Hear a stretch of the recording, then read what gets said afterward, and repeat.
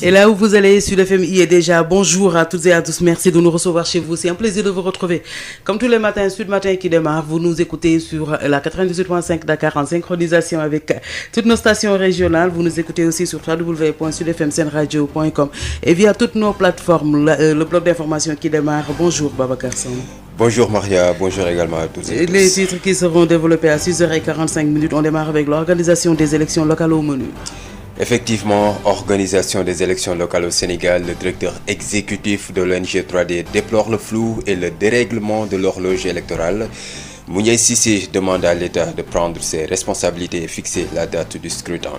Évolution de la pandémie de Covid-19, Mbour dans la zone rouge, 371 cas confirmés dans le département où le championnat populaire communément appelé Navetan a été annulé. Le préfet insiste sur le rôle des acteurs communautaires dans la lutte.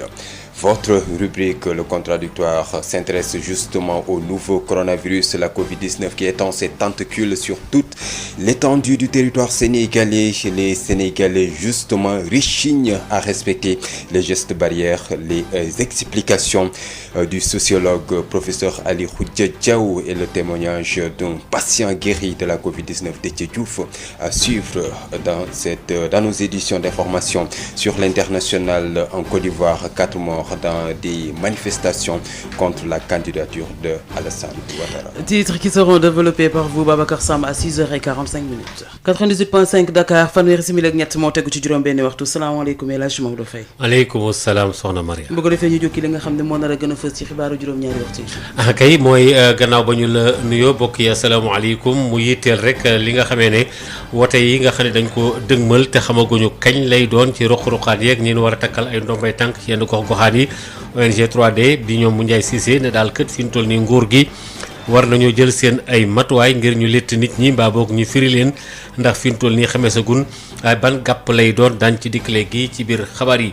tawat ji nga xam ne moom la ñu duppee Covid 19 fi ñu toll nii mbir mi day gën a law di dem ca Mbuur moom nekk na béréb boo xam ne bii lu mu gàtt gàtt ñetti téeméeri nit ak juróom-ñaar fukk ak benn yooyu biir na ne dañoo gàddu doomu jàngoro joojule loolu daan ci dikkale gi ci biir xabaar yi ndax itam sax la mu jur mooy préfet bi nekk foofee ca Mbuur nee na lii nga xam ne moom la ñu duppee nawetaan ci football yooyu moom ren jii kenn na ko bañ a xalaat ndax itam du am ci looloo itam li nga xam ne moo di ñaari xalaat yoo xam ne ay gis-gis lay doon itam kenn ngi nii koo xam ne ki itam xam-xamam màcc na ci penc mi ni muy doxee tamit di Ali Khoudia Diaw ak tamit ki nga xam ne moo di Déthié Diouf mi nga xam ne tam moom it tawat ji alawti ko woon na ko waaye nag wér na jàngat bi nga xam ne fas yéene nañ ko cee jàngat xabaar yi aju ci wàllu bitim réew ñeent wala bokk ci Afrique gi sax faf ci Côte d'Ivoire ñeent nit ñu faatu ci ñu doon manifester di wane seenu naqar ne daal Alassane Dramane Ouattara du fi amee ñetteelu mandat fi mu toll ni manifesté yooyu tax na ñeent doomu aadama ñàkk nañ ci seen bakkan daañu ciy toftal incha allah yeneen i xabaar.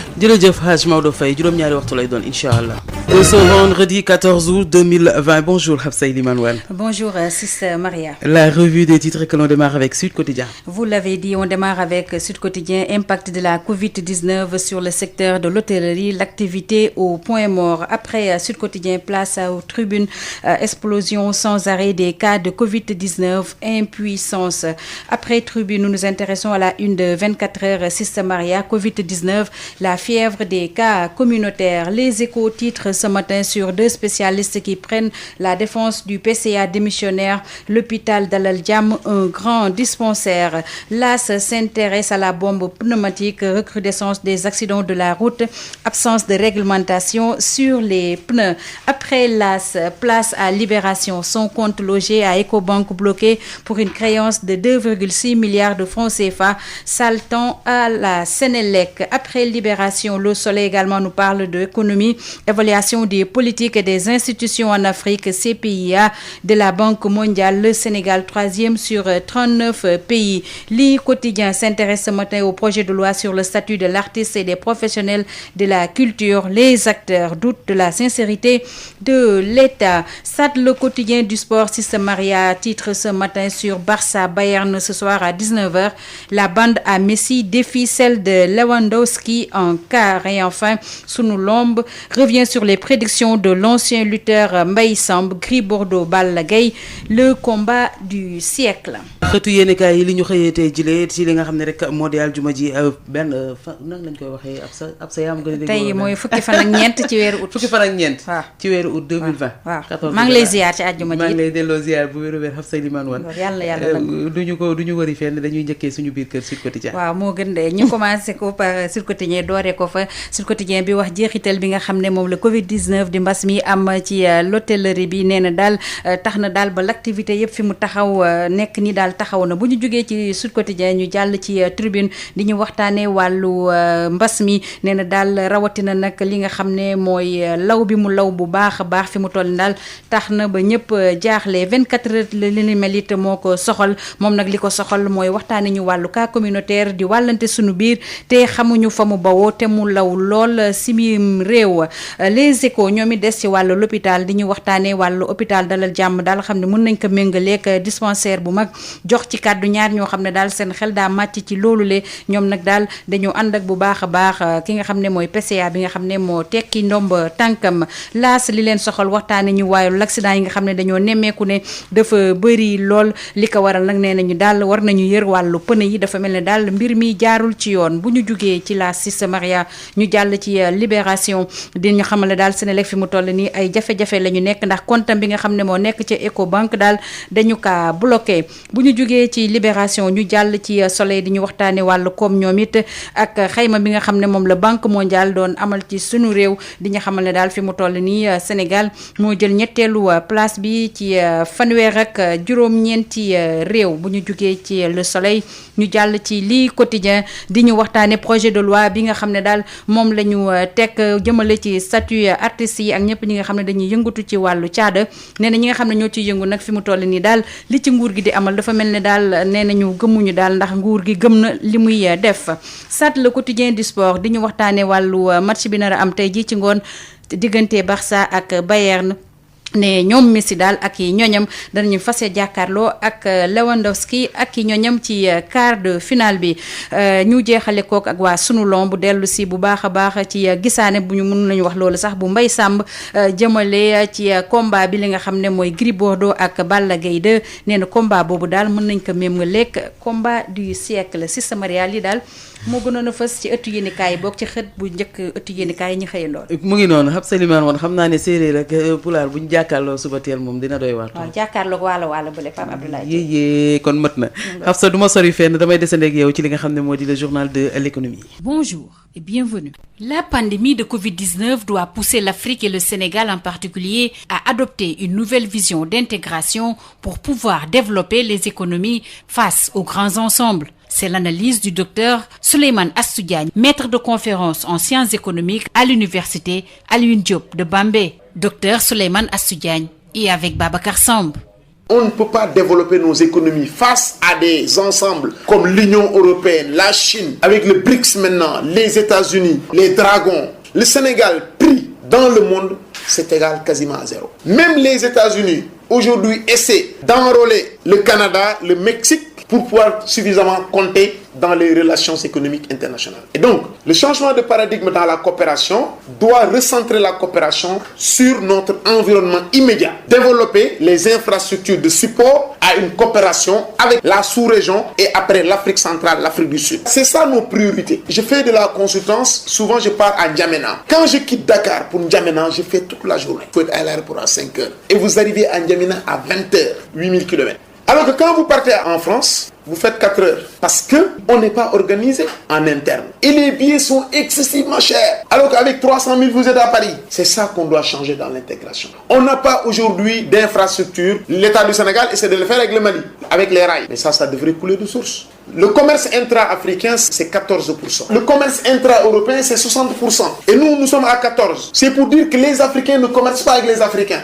Et la logique qui découle de cette analyse sur la période post-Covid-19 doit nous pousser à ce que l'Afrique achète pour l'Afrique, ou l'Afrique produit pour l'Afrique. Le journal de l'économie, c'est fini. Merci de votre fidélité. Présenté par Habsa Liman, que l'on retrouve à 7h20 pour la revue de la presse de ce vendredi 14 août 2020. Et c'est parti pour Info Santé avec Marie-Rose Ndiaye qui nous parle de cette lutte contre la Covid-19. Et dans ce cadre, une large communication pour l'implication des communautés dans la lutte contre cette pandémie. 1000 jeunes volontaires sont déployés dans les quartiers et communes respectifs. Info Santé, Marie-Rose Ndiaye. Bonjour à tous. L'Alliance nationale des communautés pour la santé a mis à la disposition de la région médicale de Dakar 1000 jeunes volontaires déployés au niveau de leurs communes et quartiers respectifs dans le cadre d'une large campagne de communication de proximité pour soutenir la riposte Covid-19 au sein des communautés. Les explications de Ousseynou Badjo, chef de projet au niveau de l'Alliance nationale des communautés pour la santé. Je crois qu'il est bien de rappeler que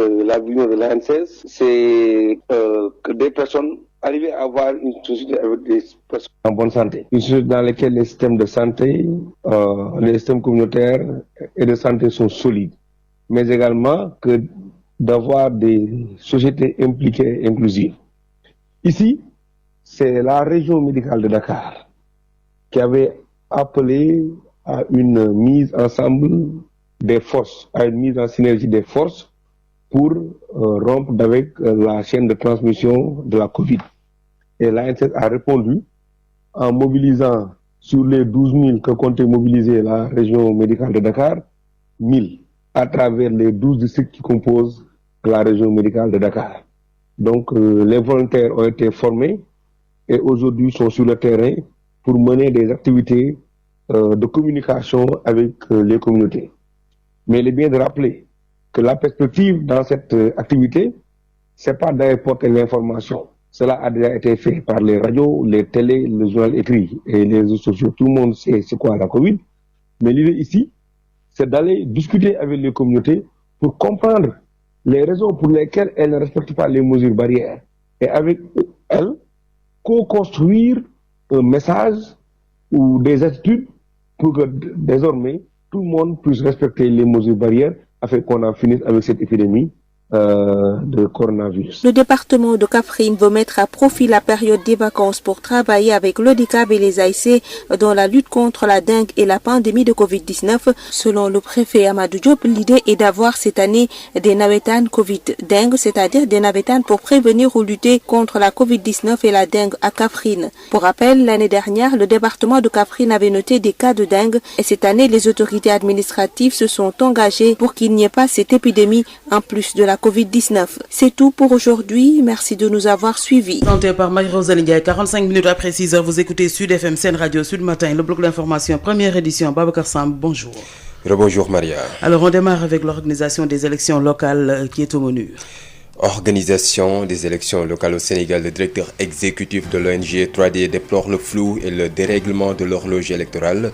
Moundiaye Cissé demande à l'État de prendre ses responsabilités et fixer la date du scrutin.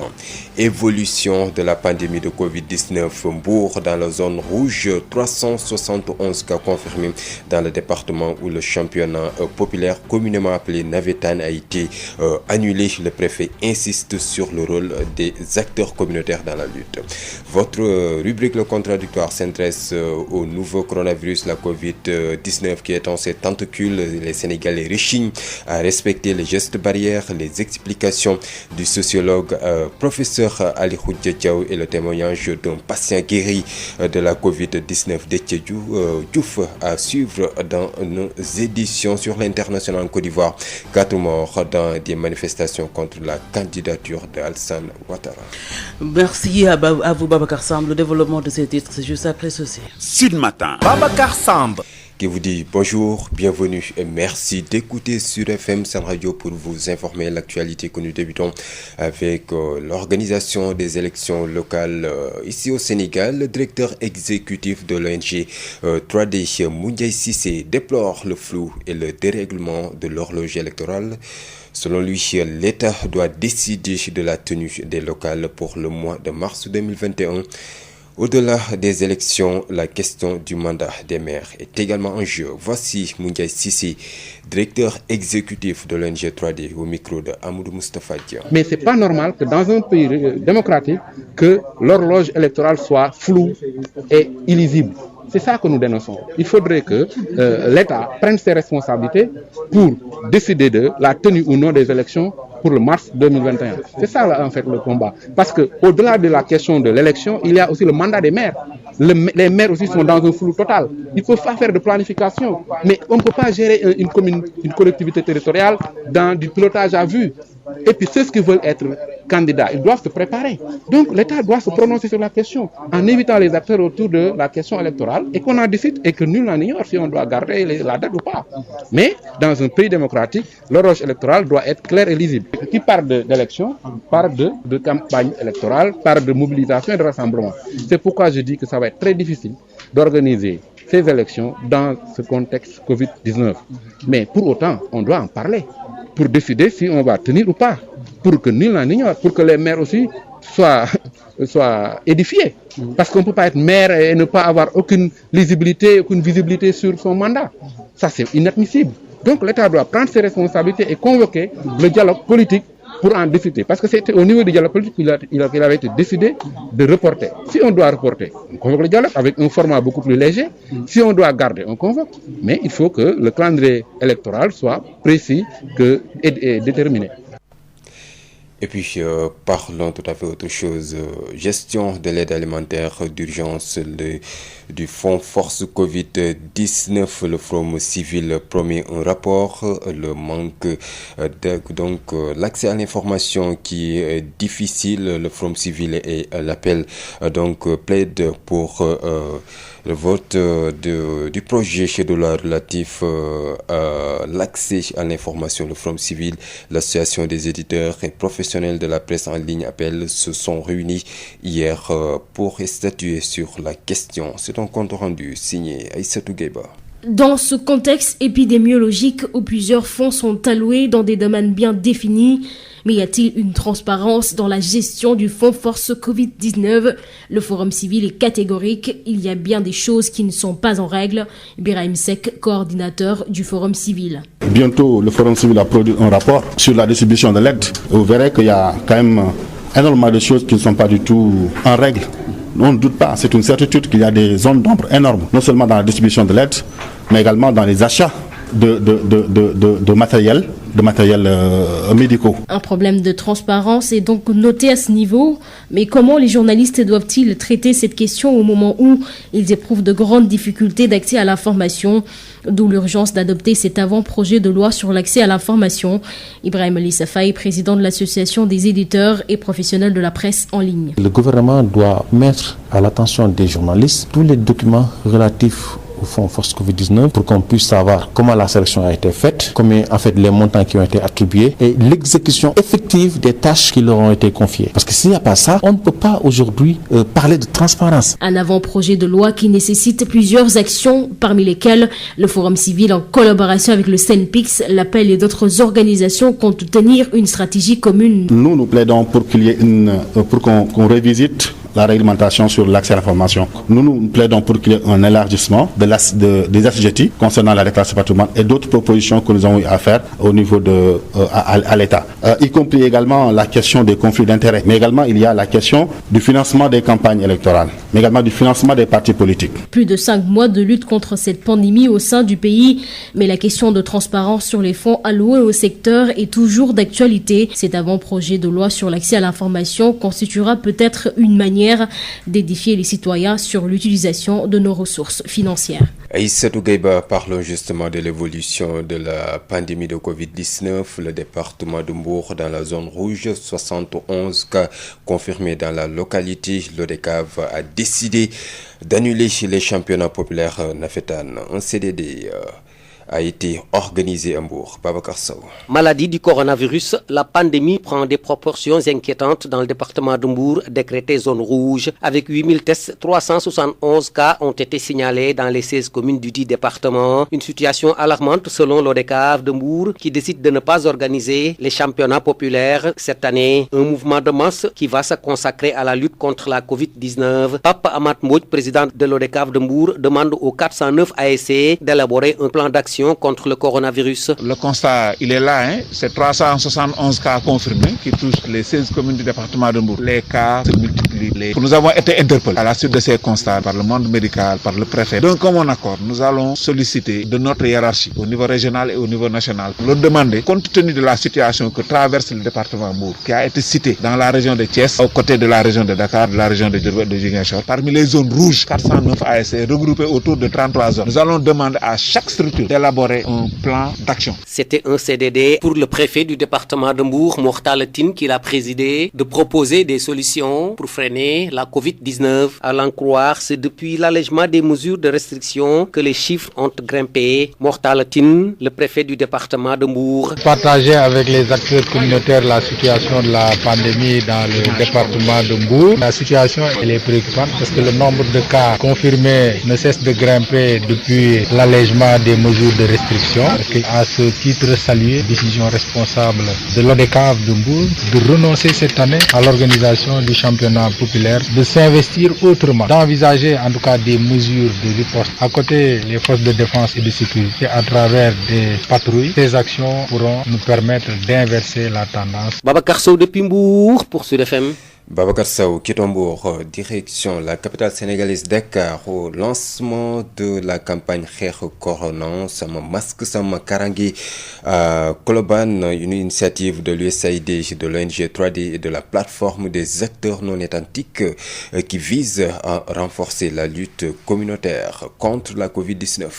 Un montant de 34 millions a été dégagé pour financer cette campagne qui va mobiliser 100 relais en vue de distribuer 15 000 masques et de sensibiliser contre la Covid-19. Amadou Moustapha Dia.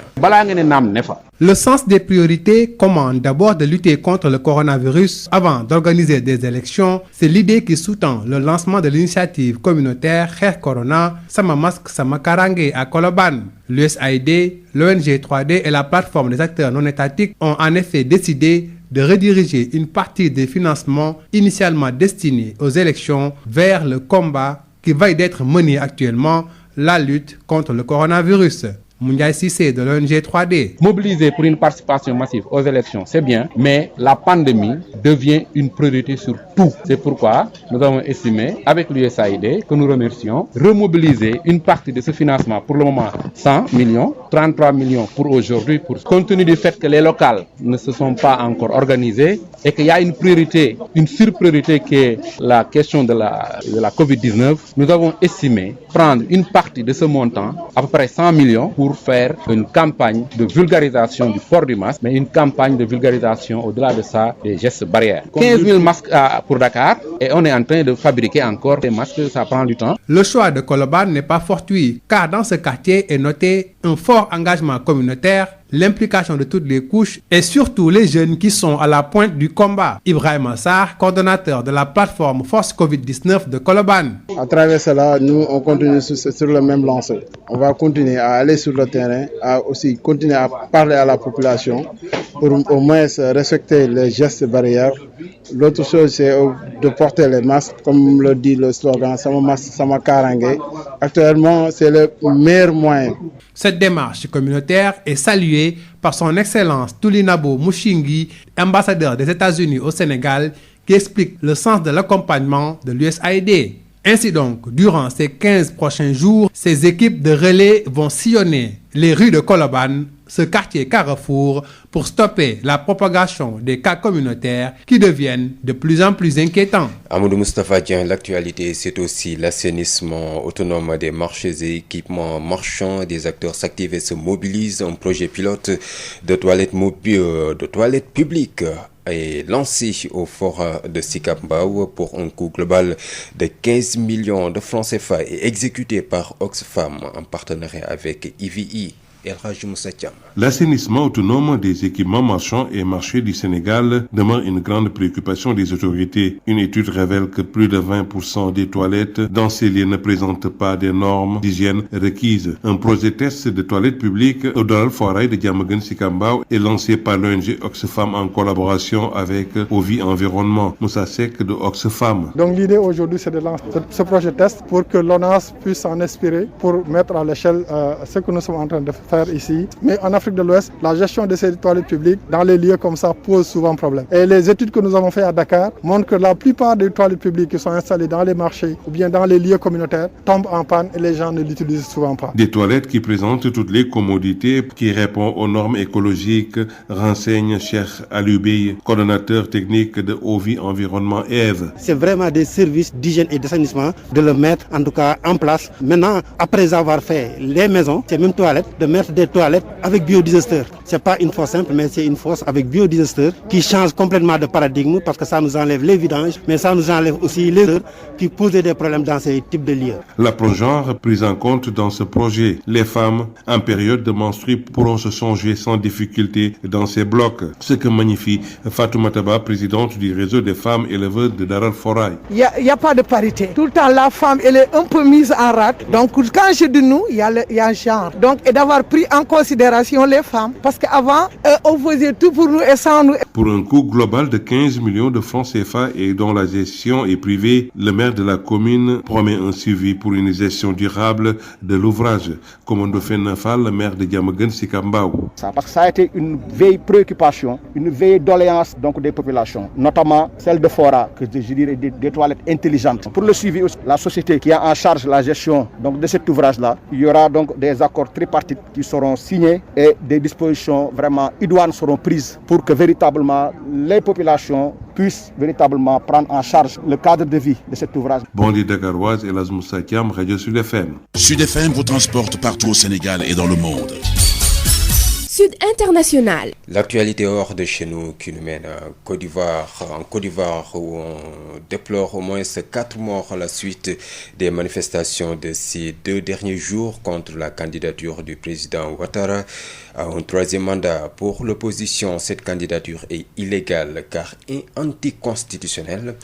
Le gouvernement fustige la position de l'opposition. Dans tous les cas, donc en dernier ressort, le juge constitutionnel tranchera, estime le gouvernement ivoirien.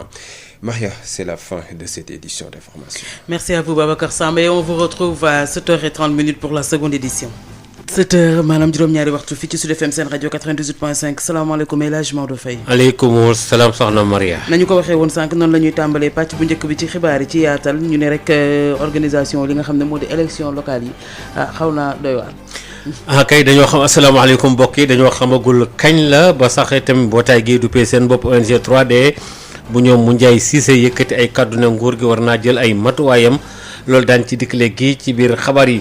daan ci toftal itam li aju itam ci li nga xam ne dafa aju rek ci lépp loo xam ne aju na ci wàllu pandémie bi te moom mooy Covid 19 bi fële ca Mbuur 300 ak juróom-ñaar fukk ak benn yoo xam ne wopp jooju ñooñu ko gàddu nañ doomu jàngoro joojule dañ ci toftal incha allah laaj ci wu féete ci loolee Papa lay nekk ci xarala gi ak yeneen i xabaar. ay ci bu ko defee ñu yaatal ko. Maodo Faye.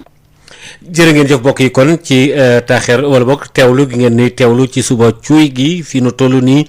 wote yi nga xam ne des ko war a mën a amal ngir tam samp mbaanu fal ñi nga xamee ne ñoo jiite yenn gox-goxaan yi ci biir Sénégal gi yëpp wërngal kàpp loolee ba tey kenn mënu laa wax kañ la te gàpp bee tam kenn xamu ko ñu ne deetewaay tawat ji jaar ci diggante bi mu Ndiaye Cissé mi jiite ONG 3D ne daal nguur gi kat war naa jël ay matuwaayam létt nit ñi mbaa boog mu mëgg leen mbaa mu firi leen itam lu ci mën a am ñu déglu ko ci micro Amadou Moustapha Dieng. tey jii boo xoolee dina jafe dëgg la organiser élection yi ci mars 2021 parce que déjà booy wax élection wax campagne électorale boo waxee campagne électorale wax mbooloo loolu rek jafe-jafe la mais lu mu nekk jafe-jafe mënuñu ne c'est impossible ay même tamit bu nawet dee fooy impossible dañ ko war a waxtaanee ci waxtaan la ñu waxoon ne dañ koy dàq ba mars 2021 buñ ko waree garder tam dañ ko war a waxtaanee buñ ko waree dàqaat dañ ko war a waxtaanee même bu fekkee ne jàpp nañ ne mën na jafe parce que dëkk mënoo ci nekk mënoo xam kañ la élection yi di am loolu du yoon dëkk mënoo ci nekk maire mënoo xam kañ la sa mandat di jeex te amul benn maire bu la mën a wax mars 2021 dina fi toog wala du fi toog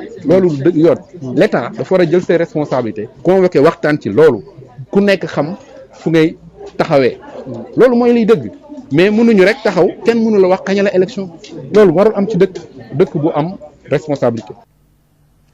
li aju ci li nga xam ne moom la ñu yore woon wala bokk nañ doxale woon bokk dimbali ci aide alimentaire bi fii ni toll nii ak it li nga xam ne moo ci aju woon ci jumtukaay yi nga xam ne jotoon nañ ko jënd itam boole ko ca forum civil moom dafa mel ne beneen déggin lañ ci am te it nee ñu sax balaa yàgg daañu génnee ab rapport am luñ ca dëxëñ Aïssatou Gueye Ba. mu am xaalis bu ñu daal di yëkkati rek jagleel ko xeexum feebar bi di coronavirus waaye ndax yorinu koppar boobule daal di nay tegu fu leer kii di Birahima Seck nekk coordinateur du forum civil lii la ci daal di tontu. wàllu distribution aide bi dafa bëri ay rëq-rëq dafa bëri ay dëng-dëng yoo xam ne dinañ génnee rapport pour wan leen exactement dëng-dëng yi ñu gis ñun lan la ak fan la ak ndakal demee wàllu nébuleuse également dafa war a am lëndëm dafa am également ci wàllu ni ñuy jëndee matériel kaali mu mel ni nag mbir yi jaarul yoon taskatu xibaar yi nag am benn pàcc buñ ci war a liggéey waaye mu mel ni nag seen liggéey dafa xaw a tagga témbe li ko waral nag mooy ñàkkum xibaar yu doy ba tax na ñu war a adopté ci lu gaaw projet de loi bi jëm sur l'accès à l'information Ibrahima Lissa Faye mooy président de l'association des éditeurs et professionnels de la presse en ligne. journalistes yi ñoo gën a soxla loi d'accès à l'information et donc tey jii nii muy képp taskatu xibaar da ngay am ay jafe-jafe pour am yenn sources yi pour maanaam am yenn information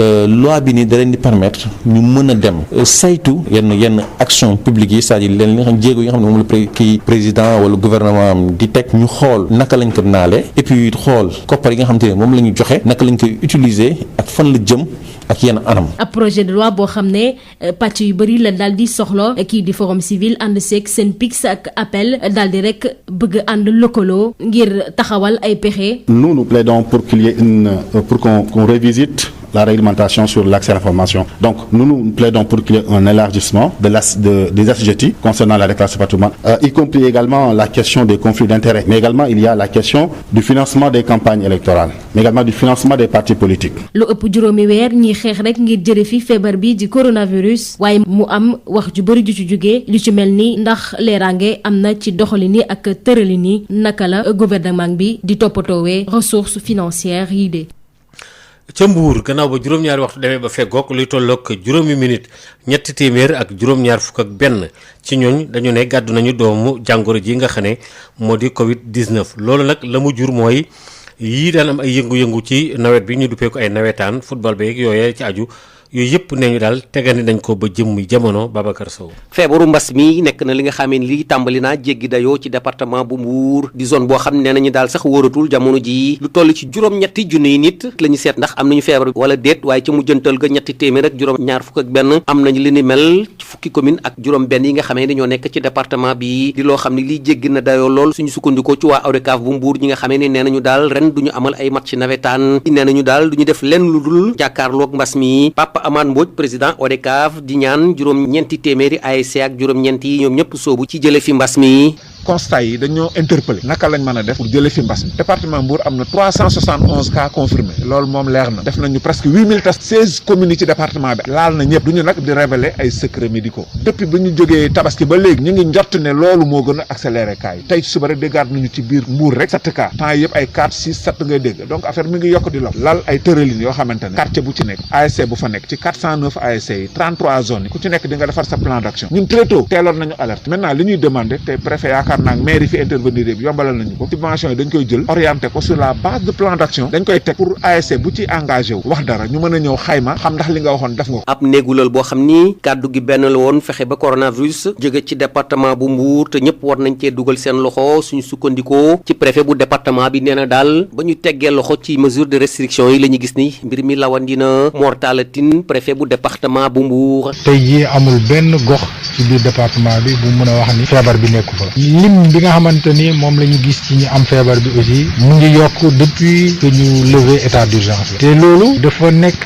ci contexte boo xamante ni service yu état yi ñu ngi def seen kéemtalaay kat moo tax ñu ni tey jii nag jot na askan wi jëlal boppam xeex waa ODCAV bu Mbour ñoom taxaw nañ jël ndogal boo xamante ni ndogal boobu rek mooy bi war a nekk ni ñoom ren jël nañ décision ni duñu organiser nawetaan lépp luy dajale ay mbooloo. Babacar Sow dañ ci jokkoo ak yéen fii ci Mbour pour Sud FM. Babacar ñu ngi lay jaajëfal bu baax a baax xeex corona lañu ko duppee am ci ay yëngu-yëngu yu doon amal fële ca Colobane USAID ak ONG bi di 3D ñoo ko doon amal Amadou Moustapha Niang. balaa nga ne naam ne fa looloo waral tey ji activité bi. xeex corona moo gën a jàmm te moo gën a taxaw temm lépp lu jëm ci wàllu élection lu ni mel moo tax ONG 3D ànd ak USAID ak plateforme des acteurs non étatiques daal di taxawal initiative bi ñu naan xeex corona sama masque sama karange fii ci Colobane Moundiaye Cissé bu ONG 3D di xam ne dañoo sax wëlbati koppar yi nga xam ne ñu ngi ko jagleeloon wàllum waajal élection yi di koy dugal ci xeex bi ngir kat jàpp nañ ne fu mu nekk nii fexe ba tàggoog corona bi mooy li war. ëllëg ñuy xaar ay élection locale yoo xam ne xamaguñu sax kañ la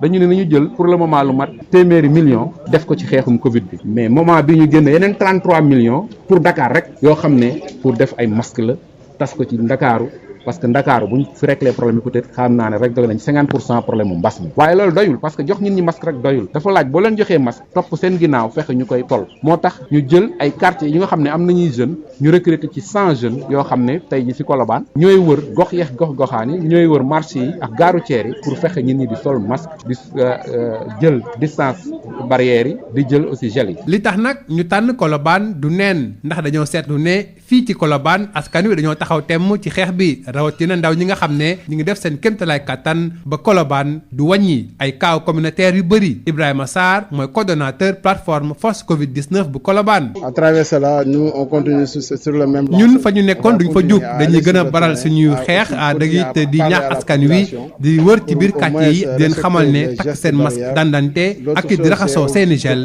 mooy tax ñu mën a mucc ci feebar bile. Actuellement c'est le meilleur moyen. doxalin bile ki nga xam ne moo fi toogal réew États-Unis fii ci réew Sénégal di Tulinabo Mushingi mi ngi koy rafetlu te di xam ne looloo tax ñoom ñaari ñëw jàpp ci xeex bi diiru fukki fan ak juróom yi di ñëw équipe relais yi lee daañu wàcc wër mbeddi Colobane yi marché yi ak gare routière yi nekk ci biir quartier bi ngir mën a ñaax askan wi ci xeex bi ñuy xeex coronavirus rawatina wàññi li ñu naan wàllante bi nekk ci biir askan wi. wàllante ak toxal doomu jàngoro ji nekk ci biir askan wi ci loolu ci la ñuy xawee ko dem ba boori Pikine ak El Hadji Moussa Thiam ngir defaraat joyantiyaat ak a setal jumtukaay yeeg yenn yi nekk ci gox yooyu lay nga xam ne tam dem nañ sax ba ca fële ca foraay bi nekk fële ca Sicap Mbao loole ba ñu ko xaymaa ci joyantiyaan googu tubaab bi duppee assainissement toll na ci fukki millions ak juróom El Hadji Moussa Thiam. assainissement autonome ci bërëb yi nga xam ne nag dañ fay jaayee ëlëm na lool ñi nga xam ne nag ñoo di autorités yi nekk benn njàngat sax mu ngi wane ni téeméer yoo jël rek ñaar fukk yi ci ay toilettes yi nekk ci bërëb yooyu nag daanaka daal ci langue gi des na moo tax nag ñu amal benn projet test ay toilettes publiques daral foray bu jàmm gën Sicap Mbao ci njiital waa Oxfam lëkkaloo seek waa ONG Ovi Environnement Moussa Seck moomee ci Oxfam la yëngoo. mooy waxoon ñuy saytu li nga xam ne moo am ci genre toilette yi ci dëkk bi ñu gis ne yorin bi dafay des bu baax parce que ñi nga xam ne ñoo fay liggéey ñoo koy yor te yorin bi du demee noonu ñu ne nañ dugal léegi privé bi ci biir. mu doon ay toilettes publiques yoo xam ne nag daanaka ci langue gi yu mucc ayib la Cheikh Aliou Bey coordonnateur technique ONG Ovi Environnement di Eve. dañ ko taxawal ngir jàppale askan bi nag tàmbali na ci marché yi foraay yi ak garage yi ak ginnaaw ba ñu defee liggéey bu mag boo xam ne defoon nañ ko ci biir kër yi am gëstu bu mat ñeenti at li ñu fi def nag ñu wax nit ñi ne du ay fosse ay biodigesteur la mooy jumtuwaay yoo xamee ne bi nii donc du am ay problème mu vidange yi ñu daan am danañ ko wàññi bu baax danañ fexe aussi que lépp loo xam ne ay odeur la wala ay xet mun fay jógee wax naa sànq que ni études yi ñu def biir Dakar war nañu bi ñu desee xoolee toilettes yi nekk Dakar yëpp téeméer boo jël ñaar fukki la ñoo ci set. ñu jagleel jigéen ñi nag pàcc bu am solo ci li jëm ci wàllu jumtukaay yooyu ba tax ni nag soxna yi nga xam ne sax daanaka dañuy gis mbaax tamit sans seen i bërëb ndaxte bërëb bi lee bëri na ay jigéen yu ciy yëngatu soxna si di Fatoumata Ba bi jiite kuréel bi nga xam ne nag ay éleveurs yu jigéen yu ciy yëngatu mu koy rafetlu. donc genre bi ñu ci def moo ma neex jël toilette bi defal ko jigéen ñi ku ci nekk gis sa bopp dem ba jël en compte que jigéen dafa war a léeg-léeg nga gis baag nga am xam ne lépp sur place nga koy mën a jël doo ci am benn problème te sutura yàlla da koo bëgg te ko suturaal jigéen yàlla suturaal la. ñu def ci lu toll ni nag fukk ak juróomi million nag ki nga xam ni moo di meeru commune bu Diamaguène Sicap Mbao nag dalal xel ci suivi bu mucc ayib Coumba Ndoffène Fall moo di maire gox bi lee. donc tey suñu amee projet bu mel nii nekk de manière tripartite mairie dafay taxaw partenaire bi taxaw société civile taxaw ñëpp taxaw vraiment ñu jël ay décisions yu ferme ànd ceeg waa Fora lépp loo xam ne dañ koy def ñu ànd ci suivi en terme aussi dina nekk de manière concertée nga xam ne kenn du def dara sans keneen dañuy dalal xel yi dafa nekk une innovation ñun duñu bàyyi aussi ouvrage bu mel nii ñu bañ ko utiliser def une bonne utilisation. El Hadji Moussa Thiam mën na joti xibaar fii ci banlieue dakaroise pour rajo Sud FM. kiy jiite directeur assainissement moom nee na luy tolloog téeméeri béréb yoo xam ne ay suturukaay lay doon bëgg na ko sax def foofee Mouhamadou Guèye ñu déglu ko.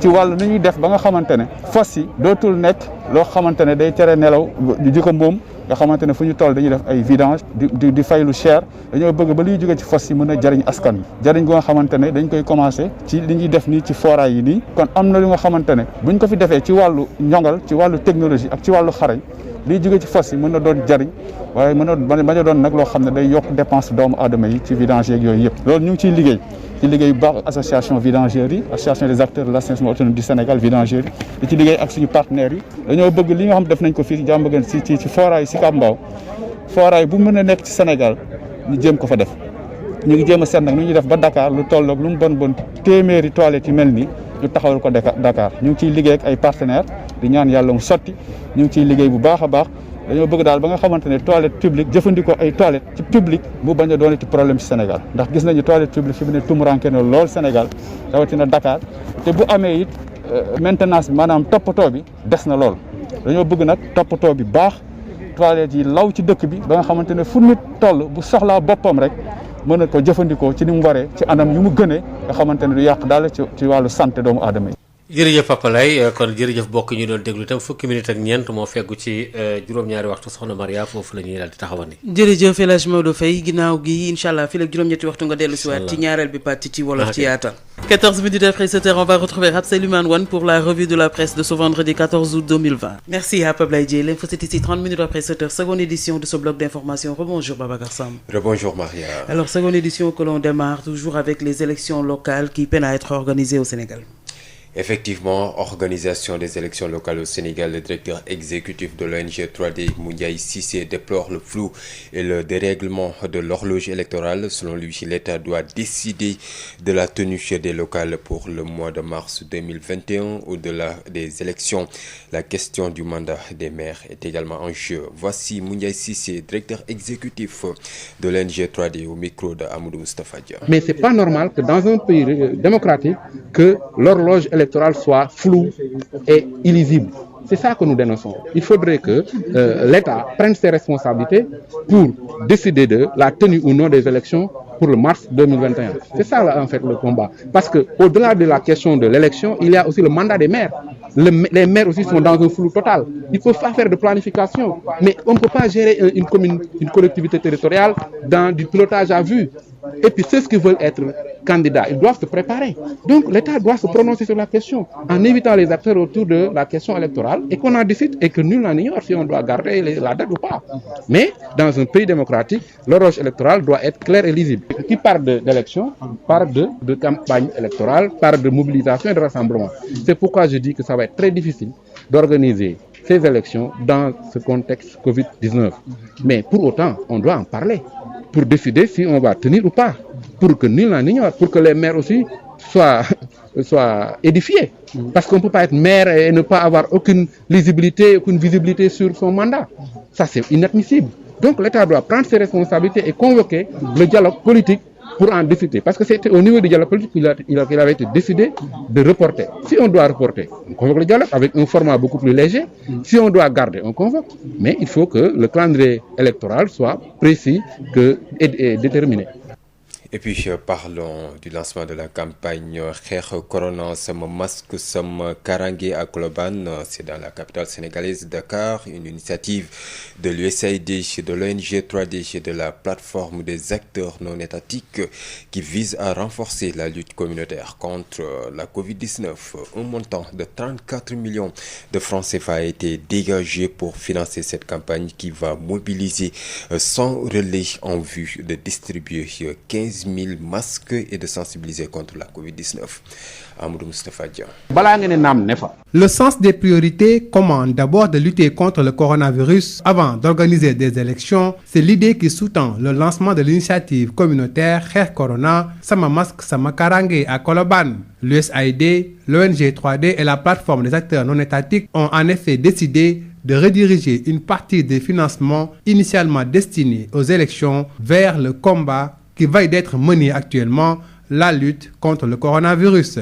Moundiaye Cissé de l'ONG 3D. Mobiliser pour une participation massive aux élections, c'est bien, mais la pandémie devient une priorité sur tout. C'est pourquoi nous avons estimé, avec l'USAID, que nous remercions, remobiliser une partie de ce financement, pour le moment 100 millions, 33 millions pour aujourd'hui, compte tenu du fait que les locales ne se sont pas encore organisés et qu'il y a une priorité, une surpriorité qui est la question de la Covid-19, nous avons estimé prendre une partie de ce montant, à peu près 100 millions, pour faire une campagne de vulgarisation du port du masque, mais une campagne de vulgarisation au-delà de ça, des gestes barrières. 15 000 masques pour Dakar et on est en train de fabriquer encore des masques, ça prend du temps. Le choix de Colobane n'est pas fortuit, car dans ce quartier est noté un fort engagement communautaire, l'implication de toutes les couches et surtout les jeunes qui sont à la pointe du combat. Ibrahim Assar, coordonnateur de la plateforme Force Covid-19 de Colobane. À travers cela, nous on continue sur le même lancé. On va continuer à aller sur le terrain, à aussi continuer à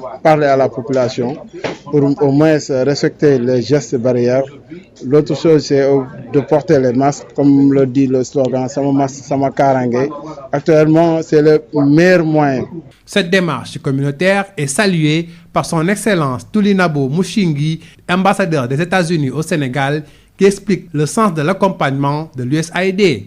Ainsi donc, durant ces 15 prochains jours, ces équipes de relais vont sillonner les rues de Colobane, ce quartier carrefour, pour stopper la propagation des cas communautaires qui deviennent de plus en plus inquiétants. Amadou Moustapha Dieng, parlons justement de l'évolution de la pandémie de Covid-19. Mbour dans la zone rouge, 371 cas confirmés dans le département. Donc l'ODCAV va décider d'annuler les championnats populaires navétanes. Un CDD a été organisé hier. L'assainissement autonome des marchés et équipements marchands, des acteurs s'activent et se mobilisent. Un projet pilote de toilettes publiques est lancé au fort de Sicap Mbao pour un coût global de 15 millions de francs CFA et exécuté par Oxfam en partenariat avec EVE.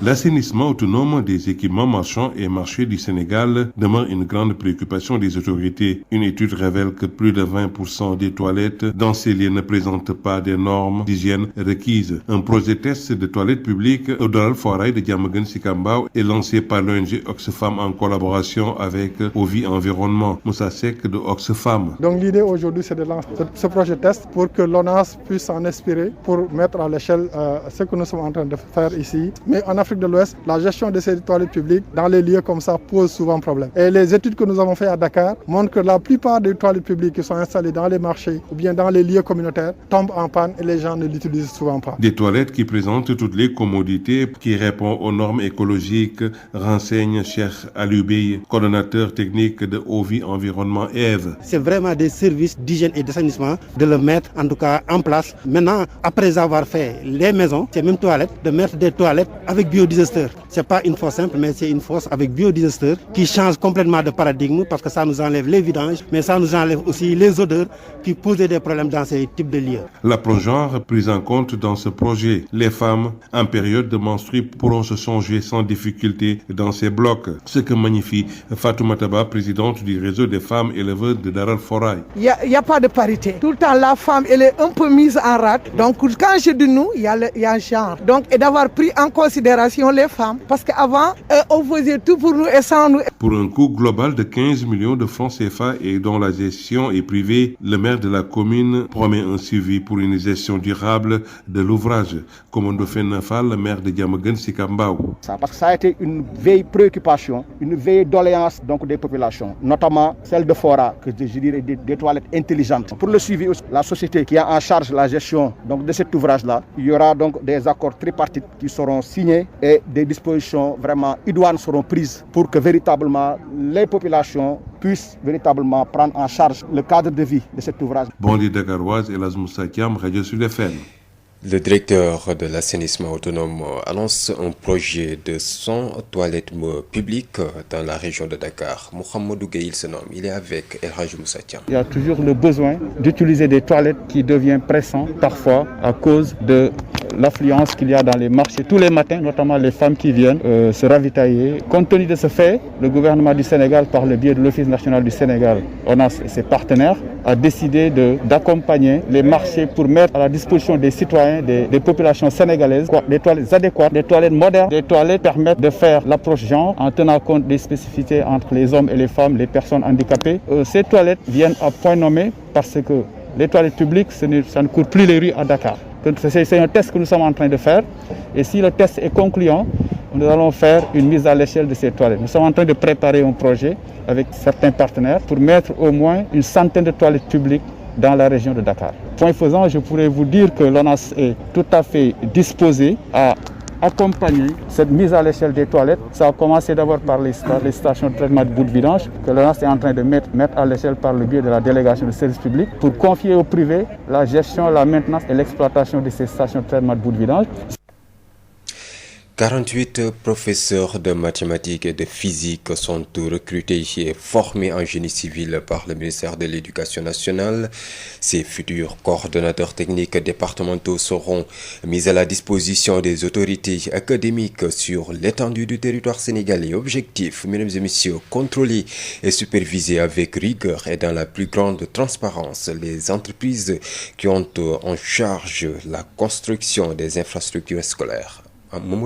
Le ministère de l'Éducation nationale a recruté 48 professeurs de mathématiques et de physique les plus méritants à la fin de leur formation. Ces derniers auront pour mission principale de contrôler et de superviser la construction des infrastructures scolaires. Serigne Fallou Mbacké Mboup est le coordonnateur technique régional en charge de la construction scolaire au niveau de l'inspection d'académie de Kaolack. C'est des professeurs de maths physique et ils sont en formation à l'école de Diamniadio. Il s'agit principalement de 4 CTD, Etienne Diargo Diouf, Yaya Sagna, Mossogi Niang et Farindao. Ils ont été bien accueillis par l'inspecteur d'académie, M. Siaka Goudiaby, qui a mis en place tout un dispositif que le SAS se déroule dans les conditions les meilleures. Et les 48 sont recrutés par le ministère de l'Éducation nationale. Donc c'est des maths physiques qu'on a formés en génie civil et pour qu'ils soient opérationnels au niveau des inspections de l'éducation et de la formation. Et ils seront des coordonnateurs techniques départementaux à l'image du coordonnateur technique régional de l'inspection d'académie. Et à la fin de la formation, ils seront affectés dans les IF pour assurer le suivi, supervision des travaux, le contrôle et conseil auprès des entreprises pour une exécution correcte des ouvrages. Donc aujourd'hui,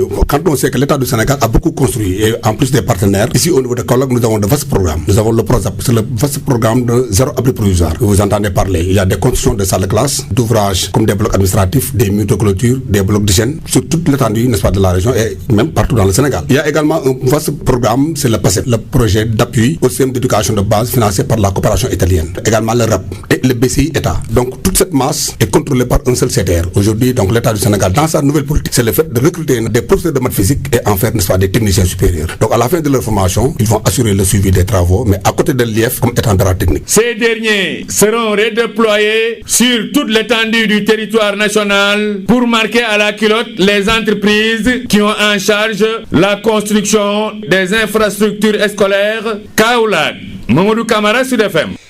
Dans le cadre de son projet de coopérative de la Cité de la Presse, l'Association de la Presse pour l'entraide et la solidarité a été reçue hier jeudi par le maire de Bambilor. Le maire Ndiaye Diop les a rassurés de la disponibilité de l'assiette foncière avant de les informer qu'il y avait des voies légales par lesquelles il faut passer pour pouvoir en disposer. Toutefois, l'association composée de 422 membres est représentée par une vingtaine de ces membres s'est dit satisfaite de la rencontre et entend effectuer toutes les démarches nécessaires à suivre.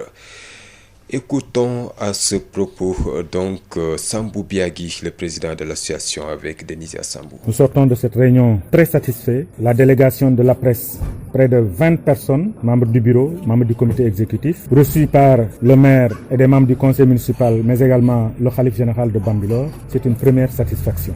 La deuxième satisfaction que nous notons, c'est l'engagement pris par le maire de Bambilor parce que nous avons choisi Bambilor pour abriter l'une des cités de la presse. Le député maire de Bambilor nous a rassurés parce que notre premier souci, c'est est-ce qu'il y a une assiette disponible pour cela. Le maire nous a rassurés que l'assiette est bien disponible. À nous maintenant de passer par l'administration pour pouvoir bénéficier de ces assiettes-là. Hier, nous avons rencontré la directrice du cadastre qui nous a montré la voie.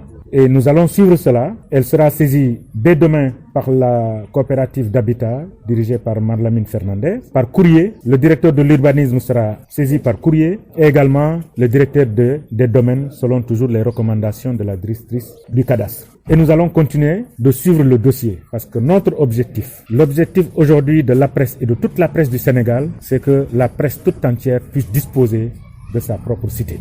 Le maire nous a rassurés donc sur ce point-là.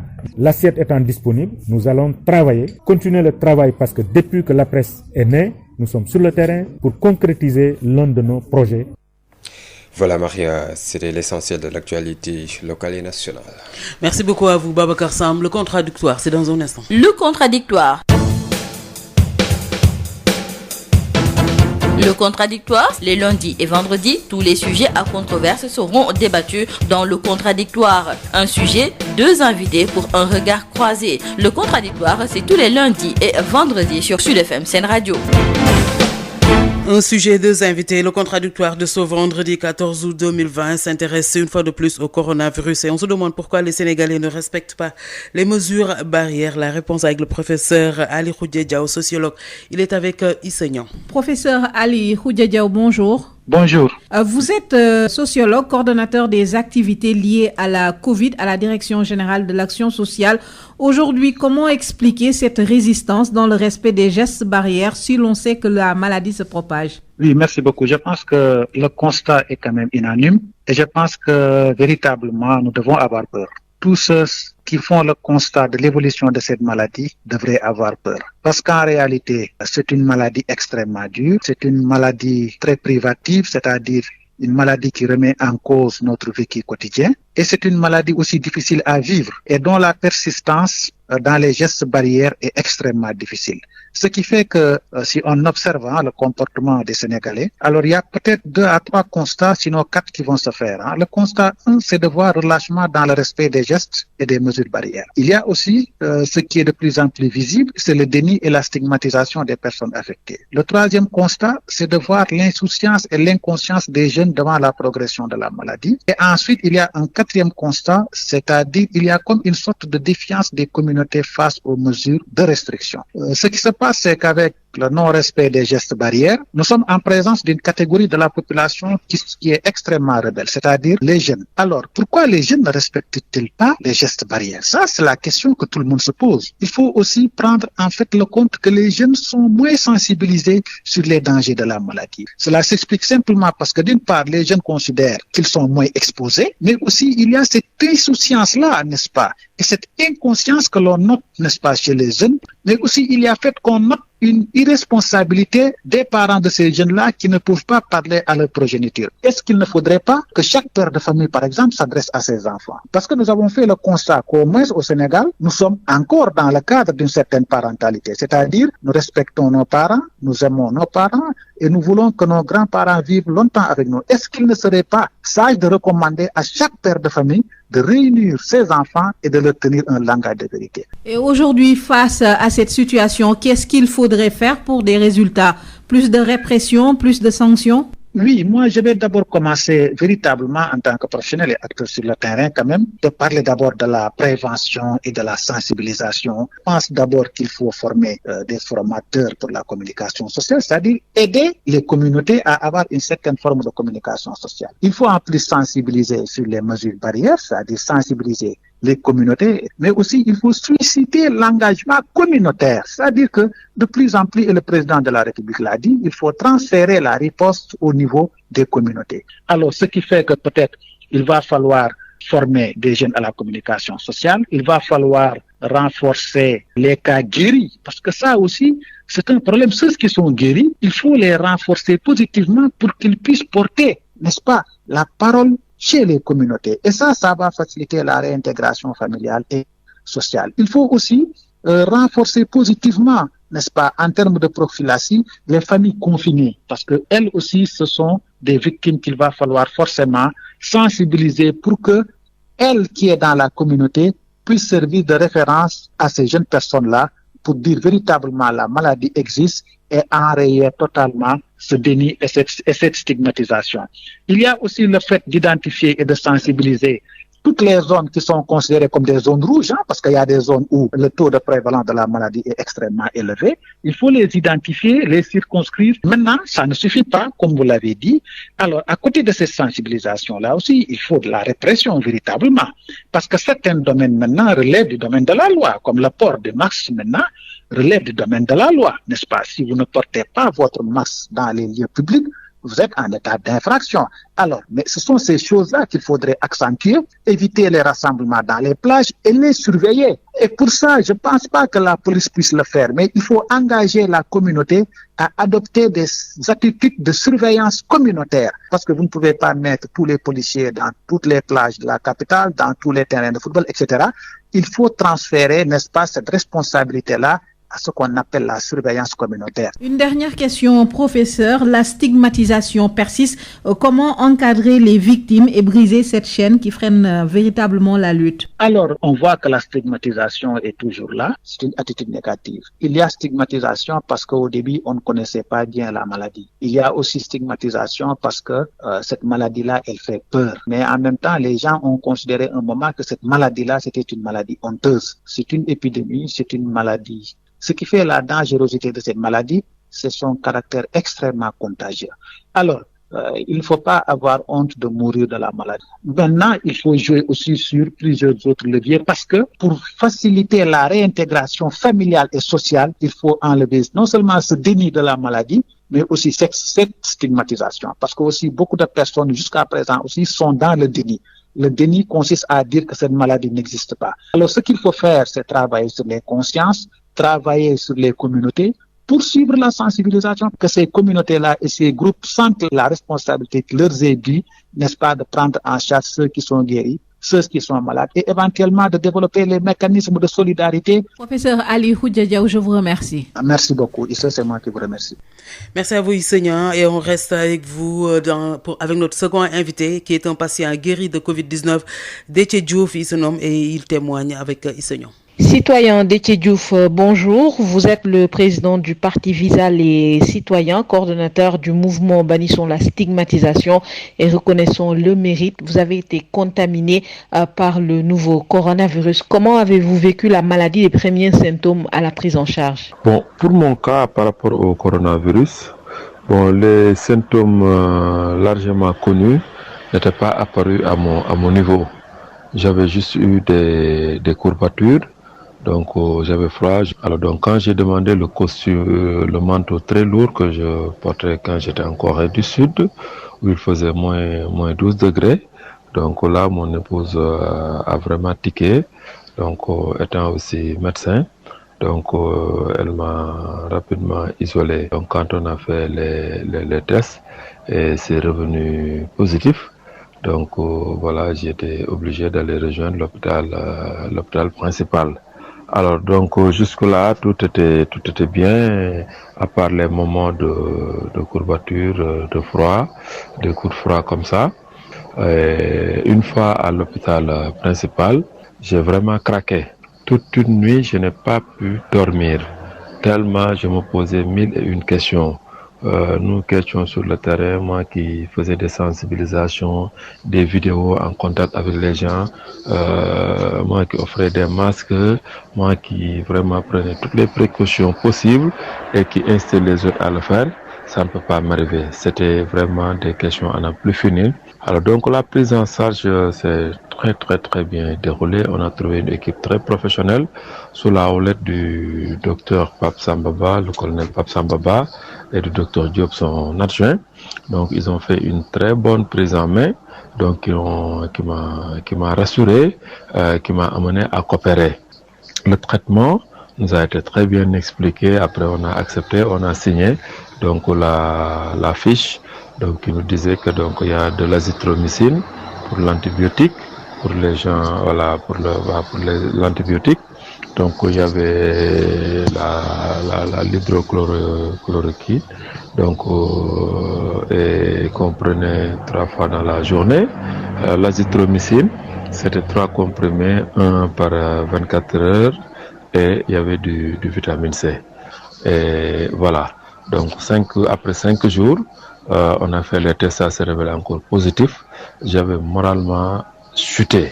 moralement, j'étais complètement déprimé. Je suis resté plus de 24 heures sans vouloir manger ou faire autre chose. Donc, ils ont encore réussi à me remettre le moral. Le test est revenu négatif 2 jours après. Donc, voilà, j'ai été libéré. Et moralement, notamment par rapport à la stigmatisation, comment cela s'est passé? Je pense que c'est pour moi une question centrale, moralement, par rapport à la stigmatisation.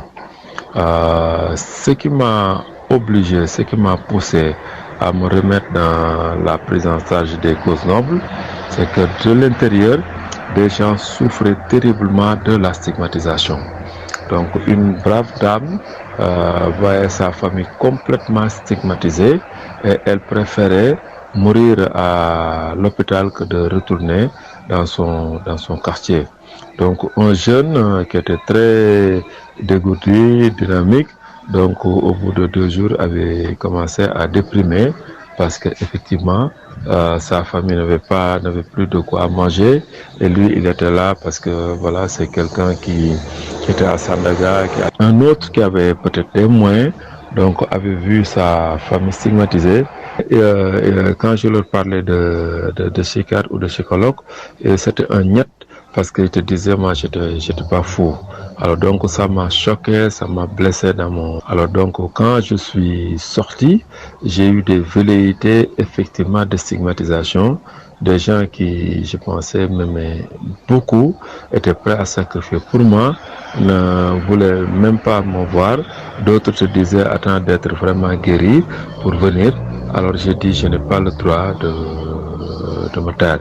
Contre l'avis de mon épouse, j'ai commencé à aller vers les médias, à vraiment sensibiliser et voilà. Mais pour dire que la stigmatisation est un drame social. La stigmatisation, c'est tuer une personne vivante. Comprenez-vous aujourd'hui le comportement des Sénégalais face à la pandémie, la résistance notée dans le respect des gestes barrières? Mais effectivement, nous comprenons le comportement des Sénégalais face à la pandémie. On a cherché à faire peur. Donc il y a 2 catégories de Sénégalais. Ceux qui n'y croient pas du tout, qui pensent que c'est un montage politique de Macky Sall et tout ça, hein? Et donc d'autres qui ne sont pas du tout conscients. La communication du ministère de la Santé devait être réajustée à chaque fois. Il y a aussi les autorités n'ont pas pleinement joué le rôle. Donc ils n'avaient pas observé rigoureusement effectivement donc les consignes qu'ils avaient édictées. Naturellement donc ça amène une réaction des autres parce que chacun est épris et jaloux de sa liberté. Déthié Diouf, je vous remercie. juróom-ñetti waxtu ci Sud FM seen rajo 98.5 ñaareel bi pàcc ci xibaar ci yaatal ci wolof salaamaaleykum El Hadj Maodo. waaleykum salaam ñu nuyuwaat la soxna Maria daal di dooraat xabaar yi ci woote yi nga xam ni dañ koy dëgmal te xamaguñu kañ la mu di yenn gox-goxaat yi tey tamit ONG 3D bu ñoom mu Ndiaye Cissé ne daal loolu nguur gi fokk rek itam mu am ci lool dana ko wax bu ko defee itam mu war a mën a leer ndax fii nu toll nii war nañoo tëral mbir yi ba tamit ñoom it ñu jël seen ay matuwaay fekk mars 2021 ban waxoon nag moom loolu lañ waxoon waaye daal ndax mbir yi ak jañax du ci amaat mu Ndiaye Cissé. tey jii boo xoolee dina jafe dëgg la organiser élection yi ci mars 2021 parce que déjà booy wax élection wax campagne électorale boo waxee campagne électorale wax mbooloo loolu rek jafe-jafe la mais lu mu nekk jafe-jafe mënuñu ne c'est impossible ay même tamit bu nawet dee fooy impossible dañ ko war a waxtaanee ci waxtaan la ñu waxoon ne dañ koy dàq ba mars 2021 buñ ko waree garder tam dañ ko war a waxtaanee buñ ko waree dàqaat dañ ko war a waxtaanee même bu fekkee ne jàpp nañ ne mën na jafe parce que dëkk mënoo ci nekk mënoo xam kañ la élection yi di am loolu du yoon dëkk mënoo ci nekk maire mënoo xam kañ la sa mandat di jeex te amul benn maire bu mun a wax mars 2021 dina fi toog wala du fi toog loolu dëgg yoon l'État dafa war a jël ses responsabilités convoqué waxtaan ci loolu ku nekk xam fu ngay taxawee loolu mooy liy dëgg mais mënuñu rek taxaw kenn mënu la wax kañ la élection loolu warul am ci dëkk bu am responsabilité. kooku di mu Ndiaye Cissé xeex corona bi am ci mbootaay yoo xam ne waa USAID ak ONG 3D ba tey itam ca Colobane ñu fa doon def karawaan ngir itam xool nu ñuy ñaaxee askan wi loolee Amadou Moustapha Dieng. balaa nga ne naam ne fa looloo waral tey ji activité bi. xeex corona moo gën a jàmp te moo gën a taxaw temm lépp lu jëm ci wàllu élection lu ni mel moo tax ONG 3D ànd ak USAID ak plateforme des acteurs non étatiques daal di taxawal initiative bi ñu naan xeex corona sama masque sama karange fii ci Colobane Moundiaye Cissé bu ONG 3D di xam ne dañoo sax wëlbati koppar yi nga xam ne ñu ngi ko jagleeloon wàllum waajal élection yi di koy dugal ci xeex bi ngir kat jàpp nañ ne fu mu nekk nii fexe ba tàggoog corona bi mooy li war. ëllëg ñuy xaar ay élections locales yoo xam ne xamaguñu sax kañ la dañu ne nañu jël pour le moment lu mat téeméeri millions def ko ci xeexum Covid bi mais moment bi ñu génne yeneen 33 millions pour Dakar rek yoo xam ne pour def ay masques la tas ko ci Ndakaaru. parce que Ndakaaru buñ fi réglé problème yi peut-être xam naa ne rek doy nañ 50% problème mu mbas mi waaye loolu doyul parce que jox nit ñi masque rek doyul dafa laaj boo leen joxee masque topp seen ginnaaw fexe ñu koy tol moo tax ñu jël ay quartiers yi nga xam ne am nañuy jeunes ñu recruter ci 100 jeunes yoo xam ne tey ji ci Colobane ñooy wër gox yeex gox-goxaan yi ñooy wër marché yi ak gare routière yi pour fexe nit ñi di sol masque di jël distance barrières yi di jël aussi gel yi. li tax nag ñu tànn Colobane du neen ndax dañoo seetlu ne fii ci Colobane askan wi dañoo taxaw temm ci xeex bi rawatina ndaw ñi nga xam ne ñu ngi def seen kéemtalaay kàttan ba Colobane du wàññi ay cas communautaire yu bëri Ibrahima Sarr mooy coordonnateur plateforme force Covid-19 bu Colobane. À travers cela nous on continue sur le même. ñun fa ñu nekkoon duñ fa jug dañuy gën a baral suñuy xeex dëgg te di ñaax askan wi di wër ci biir quartier yi di leen xamal ne takk seen masque dandante ak di raxasoo seeni gel mooy tax ñu mën a mucc ci feebar bile. Actuellement c'est le meilleur moyen. doxalin bile ki nga xam ne moo fi toogal réew États-Unis fii ci réew Sénégal di Tulinabo Mushingi mi ngi koy rafetlu te di xam ne looloo tax ñoom ndaa da ñëw jàpp ci xeex bi diiru fukki fan ak juróom yi di ñëw équipe relais yi lee daañu wàcc wër mbeddi Colobane yi marché yi ak gare routière yi nekk ci biir quartier bi ngir mën a ñaax askan wi ci xeex bi ñuy xeex coronavirus rawatina wàññi li ñu naan wàllante bi nekk ci biir askan wi. ñetti téeméer ak juróom-ñaar fukk ak benn ci ñoo xam ne ñoom doomu jàngoro ji ca Mbuur loolu la fa xew moo tax sax nee ñu nawetaan yërën jii du am Babacar Sow. feebaru mbas mi nekk na li nga xamee ni lii tàmbali naa jéggi dayoo ci département bu Mbuur di zone boo xam ne nee nañu daal sax wóoratul jamono ji lu toll ci juróom-ñetti junniy nit la ñu seet ndax am nañu feebar wala déet waaye ca mujjantal ga ñetti téeméer ak juróom-ñaar fukk ak benn am nañu li ni mel ci fukki commune ak juróom benn yi nga xamee ni ñoo nekk ci département bi di loo xam ne lii jéggi na dayoo lool suñu sukkandikoo ci waa ODCAV bu Mbuur ñi nga xamee ni nee nañu daal ren duñu amal ay match nawetaan nee nañu daal duñu def lenn lu dul jàkkaarloog mbas mi Papa Amane Mbodj président ODCAV di ñaan juróom-ñeenti téeméeri ASC ak juróom-ñeent yi ñoom ñëpp soobu ci jële fi mbas mi.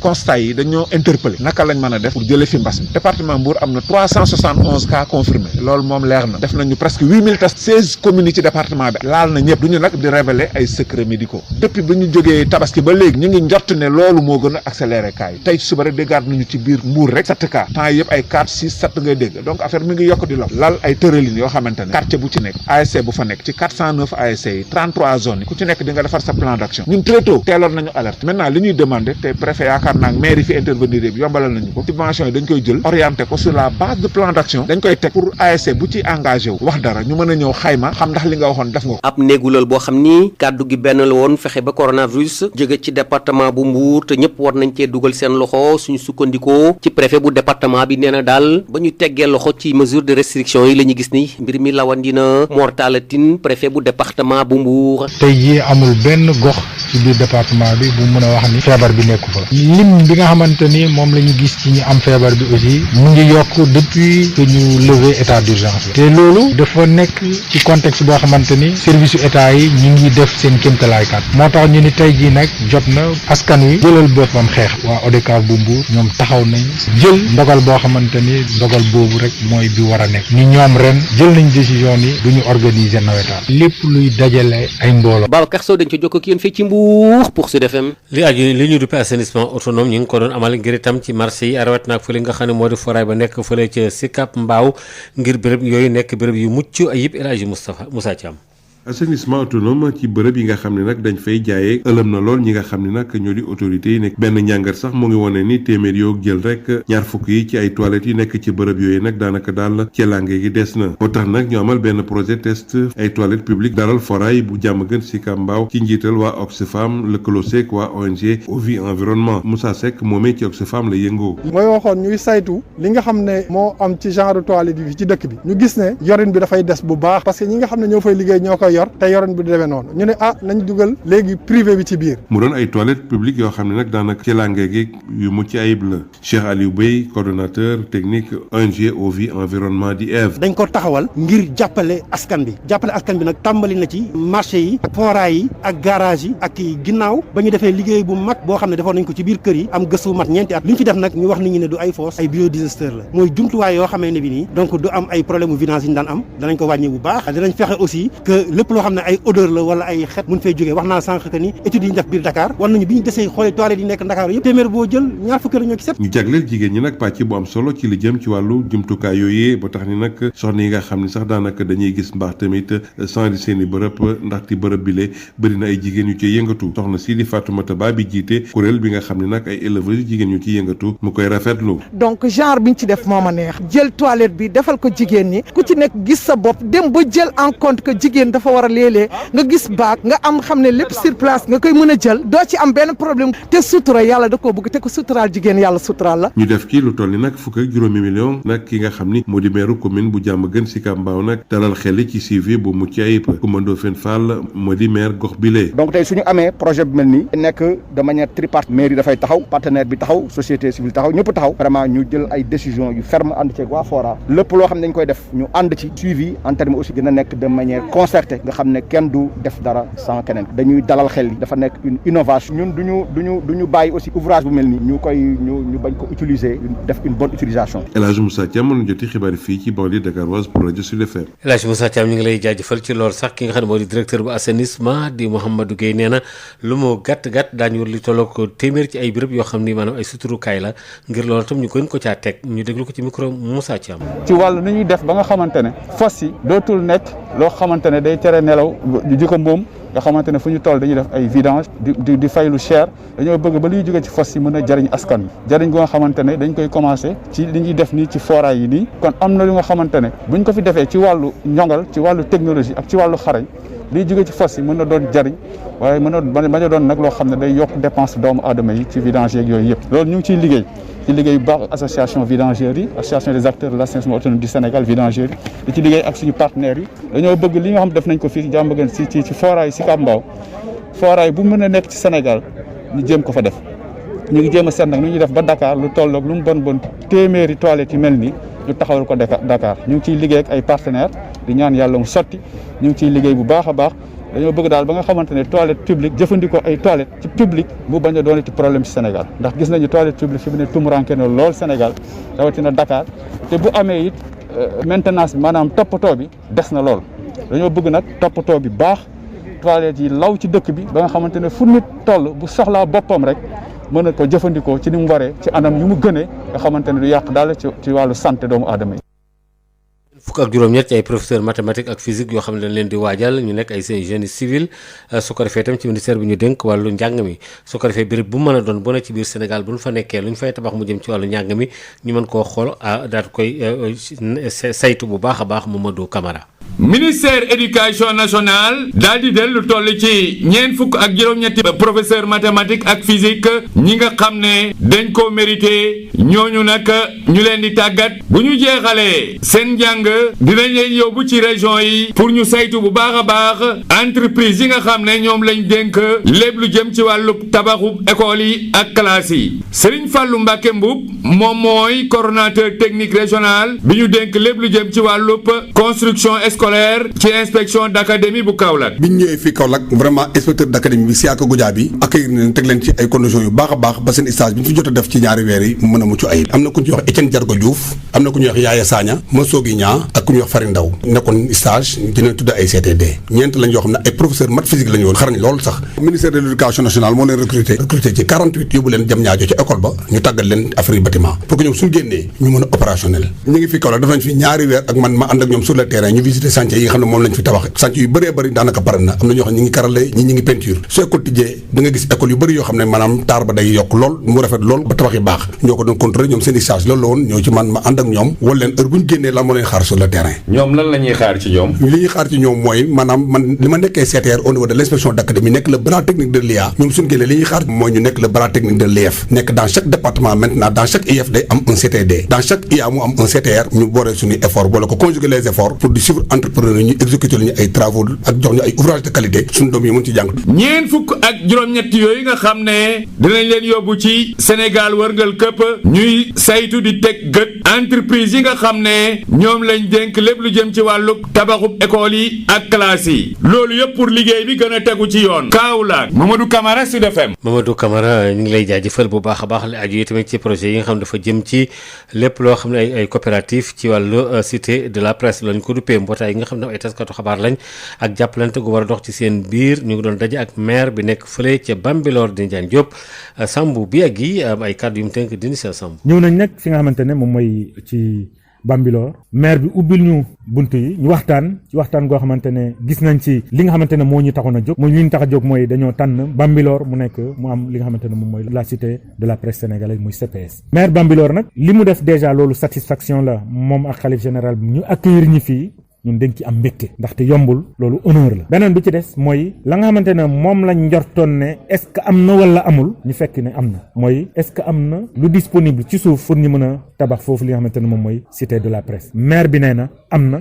waaye faw ñu jaar ci yoon woowu nag démb am na duñ ci ñoon junjoon mooy que ki nga xam ne moom mooy directrice bu CADAS wax na ñu ne bu fekkente ne da ngeen a bëgg tabax seen cité de la presse da ngeen ñuy wax fii lañ ko bëggee boo leen gisee foo xamante ne am fii ngeen ko bëggee rek ñun dinañ xool ndax foofu baax na wala baaxul ñun ñu def suñ kéem kattan ba ngeen am ko loolu nag am nañ ko mooy mbégte bi mooy maire nee na fii Bambilor li ngeen bëgg def am na fi bu ko defee ëllëg incha allah waa coopérative d'habitat bi dinañ bind bataaxal jébbal ko nu mu ko waxee woon moom directrice du CADAS directeur de l'urbanisme ak directeur de domaine ngir rek ñu mën a taxaw pour que loolu mën a féete boor ndaxte lu ñu ñor la tey jii ñun ñëpp xam nañ ne ñi yëngu ci tasum xabaar dañoo nekk ci situation boo xamante ne faw ñu saafaral ko la presse nag loolu moo tax après judd pour ñëw combler vide boobu nga xamante ne am na ci mooy kenn ku nekk am fay yeewoo am fay fanaan liberté journaliste mu ngi commencé ci loolu mooy mën a fajal boppam nag mu ngi commencé ci mën a yeewu sa kër fanaan sa kër loolu boo ko amul yaakaar naa ne jafe-jafe la te loolu moo ñu tax a jóg buñ ci toftalee li nga xamante ne moom mooy wér-gu-yaram tey mun naa wax ne tey yéen ñii ñëpp boo leen feebare kenn ku nekk yaa ngi koy jëlee sa poche dem faju ji te loolu nag dafa war a dàkk ndaxte ñeneen ñi ngi feneen ñu ngi liggéey seen liggéey ci li ñu jàng bu ñu feebare nekkuñ di ko génnee seen i poche bu ñuy génnee tamit du lépp la ñuy génne tuuti la ñuy génne dem faju ji waaye lu tax ñun ñi nga xamante ne président tey bu nekkee président ñun ñoo wax ci moom ministre tey bu nekkee ministre ñun ñooy wax ci moom tey ku fi rafet ñoo la peinture waaye xanaa nag ñun nag war nañ mën a yelloo loolu nag.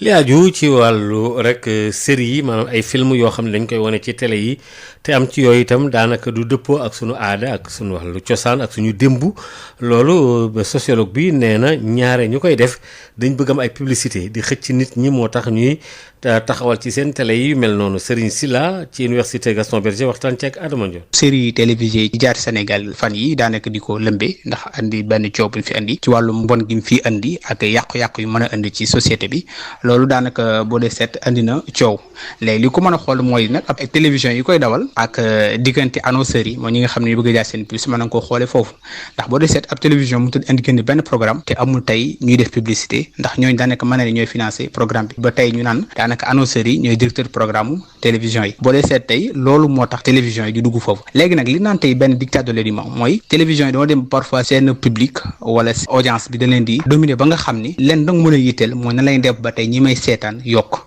léegi ñi lay seetaan bu ñu yokkee nga nekk ci benn environnement boo xam te daanaka télévision yi bëri na li ngay def ñëpp nga koy def ngay léegi naa jëm andi naan benn particularité loolu moo waral tey parfois ngay jéem a changer say programme di indi loo xam te ne jàpp na ni boo ko defee tey na intérêt sénégalais te saa boo indee loo xam te ni jàpp na ne intérêt sénégalais annonceurs yi ñoom pare naan pour jox la loo xam te ni di nga ko diffuser donc mën nañu donc loolu moo waral tey coow li ndaxte dina dem ba parfois li naan tey professionnalisme ak qualité yi nekk ci programme day des day jeex day dem ba kon télévision yi day mel ni ñoom seen xaalis rek moo leen yitteel ba loolu mooy waral parfois ñu andi série yoo xam te daanaka wax ji du rafet lañ cey gis tamit daanaka duñ ko rafetlu ndax bu ñu xamee ne Sénégal la nekk daanaka nekk na société boo xamante ni dafa am ay tradition dafa am ay baax dafa am loo xamante ni suñu aada ak suñu cosaan mënu ko nangu te loolu lañ ko mën a gis ci télévision yi te li ko waral mooy leen wax rek dem na ba nga xam ne tey seen xaalis daf leen di andil dañ leen di andil loolu waaye tamit dañ war a xam tamit loolu du télévision yi rek dañ xolaat tamit suñu société bi léegi dafa dem ba fi ne naan li naan lu bon daanaka dañ ko banaliser Sénégal daanaka nit ñi moom li naan dafa bon sax bëreetut ndax lu ñëw daanaka mën nañ ko nangu nan xam ni kon ci sunu yar nañ ko xolaat li naan tey benn crise sociétale moo am kon société bi daal di mooy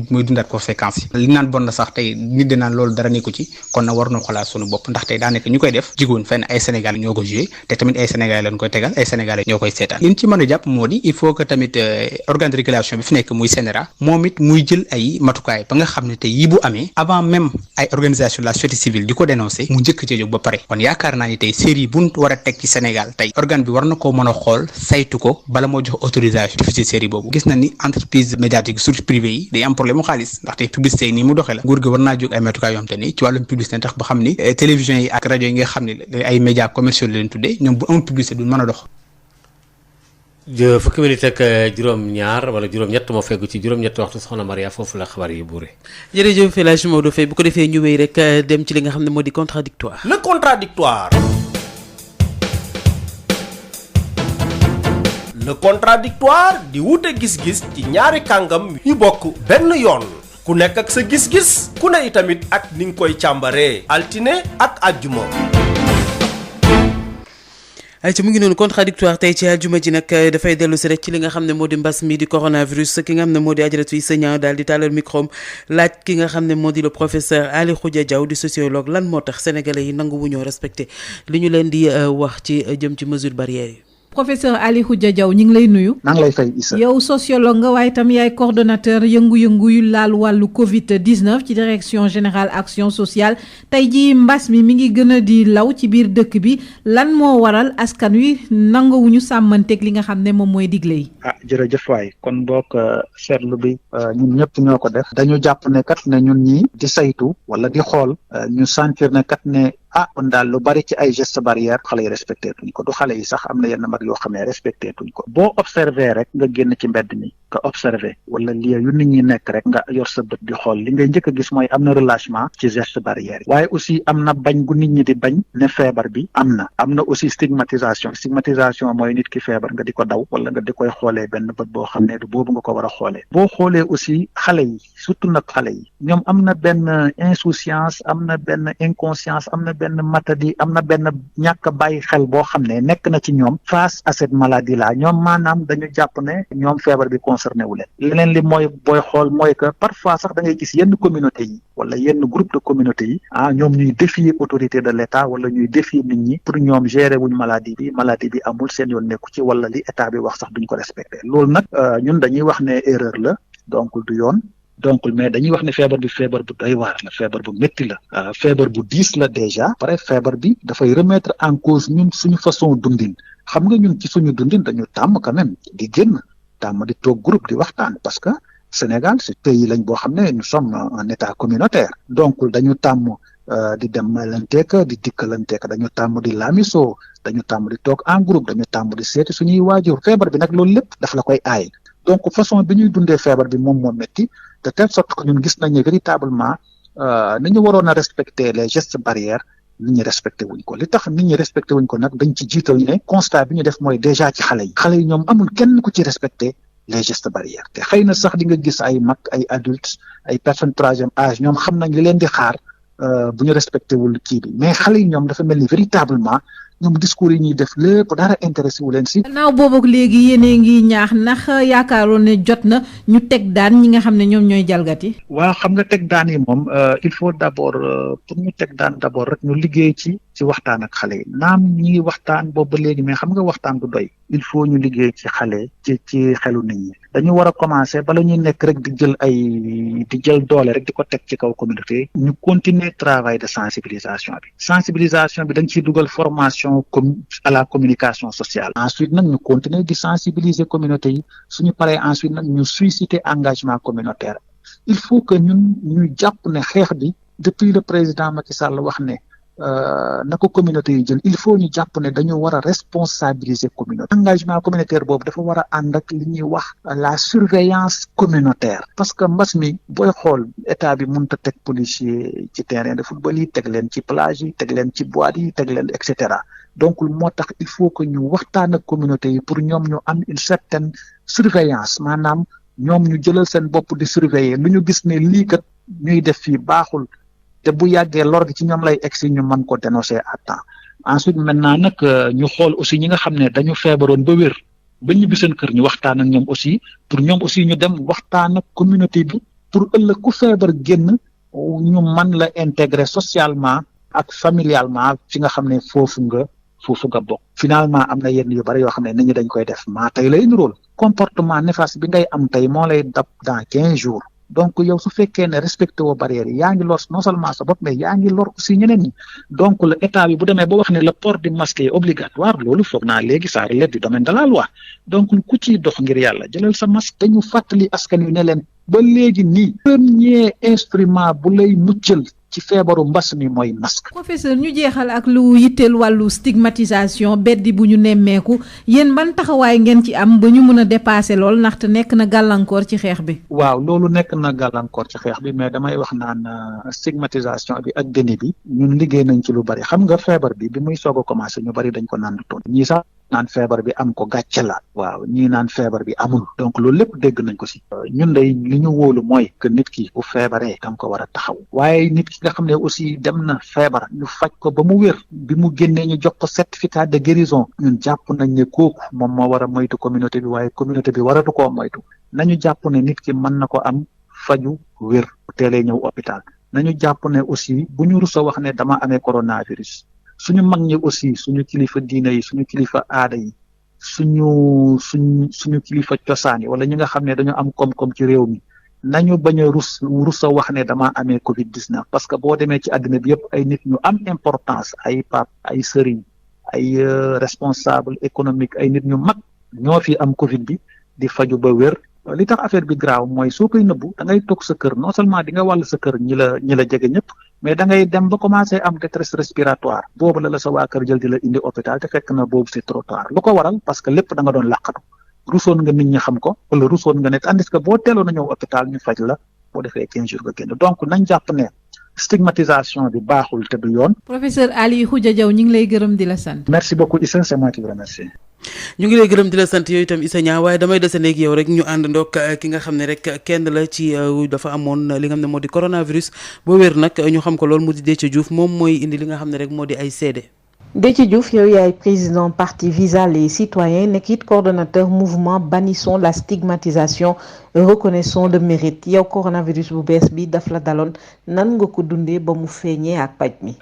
waaw man day feebar bi ku ne xam na ko waaye ni ñu koy waxee ne moom lay feeñee ci nit ñi man yàlla dogal na feeñewul noonu ci man maanaam amumoon bopp ba metti amumoon genre angine baat bi metti amumoon température maanaam yi nga xam ne daal moo gën a fës dañ naan symptômes yi la feeñul woon ci man donc man maanaam daal ay courbature maanaam sama digg ginnaaw gi daal moo doon metti ba pare ma liw donc ba ma liwee nag di laaj ay yére di tegale ba laaj manteau bi nga xam ne ba ma demee Corée du Sud ca neige ba moom laa soloon donc ci la sama soxna nga xam ne docteur la daal di ñaaw njort donc daal di may isolé ci néeg bi ñu dem def test yi donc ñu ñëw ne c'est positif donc après ma rejoindre hôpital principal alors ba yàlla dogalee ba ñu àgg fa foofu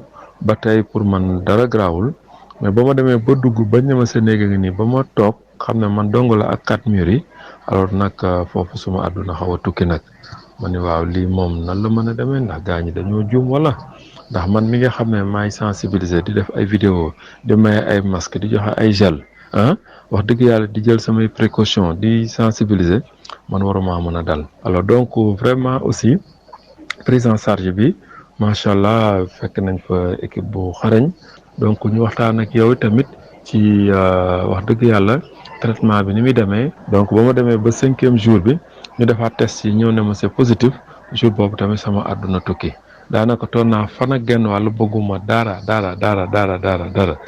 alors donc ñaari fan après ñun ma c'est négatif ñaari fan ñun ma c'est négatif donc ma daal di génn nga xam na ne kon xëy na teel a ñëw bi ak teel koo ràññee bi bokk na ci li nga xam ne yombal na paj gi ak teel a génn gi. gannaaw beddeeg boddi buñ ci nemmeeku nan la tëddee woon ci yow.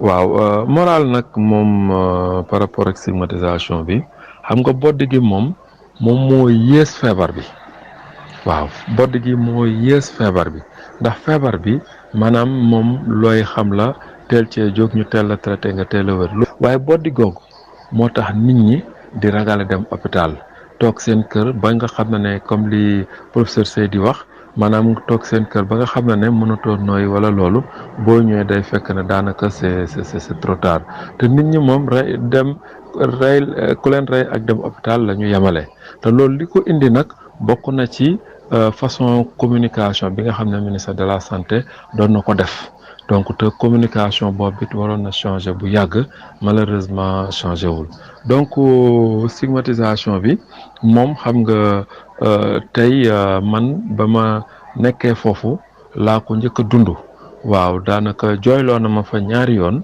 ndax it dama am benn jigéen bu jàmbaare boo xoolee xam ne kii jàmbaar la toog ne moom dee moo ko gënal delluwaat fa mu dëkk ndax waa këram yi dara dalul ku leen gis daf leen di daw nangu ñu dem boutique ba ne kenn nangul dajeek ñoom donc am benn jeune bu nga xam ne genre Baye Fall noonu nga xam ne moom day rango ay bagage dem di ko jaay ñaari fan yi mu njëkk a ñëw nice la woon ci moom mais après mu commencé mel ni kuy waxtu ndax kuy rangu donc nga xam ne bu xëyulee jaay après lu mu njëkk a jaay yónnee ko ñu dépense ci waa këram du ñu lekk keneen ki nag doon borom daraja ko amoon ay moyens jàppoon ne waa koñam ni ñu ko bëggee mu ñoo ko gën a bëgg ay mbokkam waaye mbir mi wane ne wax dëgg yàlla daal juumoon na juum bu rëy man sama wàllu bopp it ba ma génnee am na ñu nga xam ne tàmbaloon nañ ma stigmatiser ndax ñu nga xam ne ma sonn ci ñoom fonk leen ñu fonk ma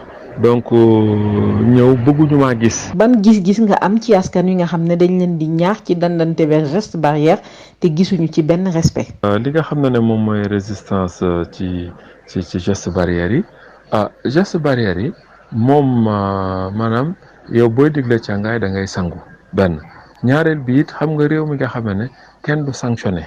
Personne n'est responsable de rien du tout, personne n'est coupable de rien du tout. Donc je pense que loolu amul pexe amul solution waaw donc tey am na lu nga xam ne depuis le début lañ ko waroon a bañ a bàyyi ligne boobu buñ ko continuer woon ku nag di ñaan gaañi ñu génn ci ñall gi jël yoon bi ñall moom benn nit rek boo jàpp ne yow rek a xam yow rek a mën daanu nga nañ ko def yoon nag ku ne xaj na ci bu ci ku nekk xajee léegi solution am. Déthié Diouf ñu ngi lay gërëm di la sant.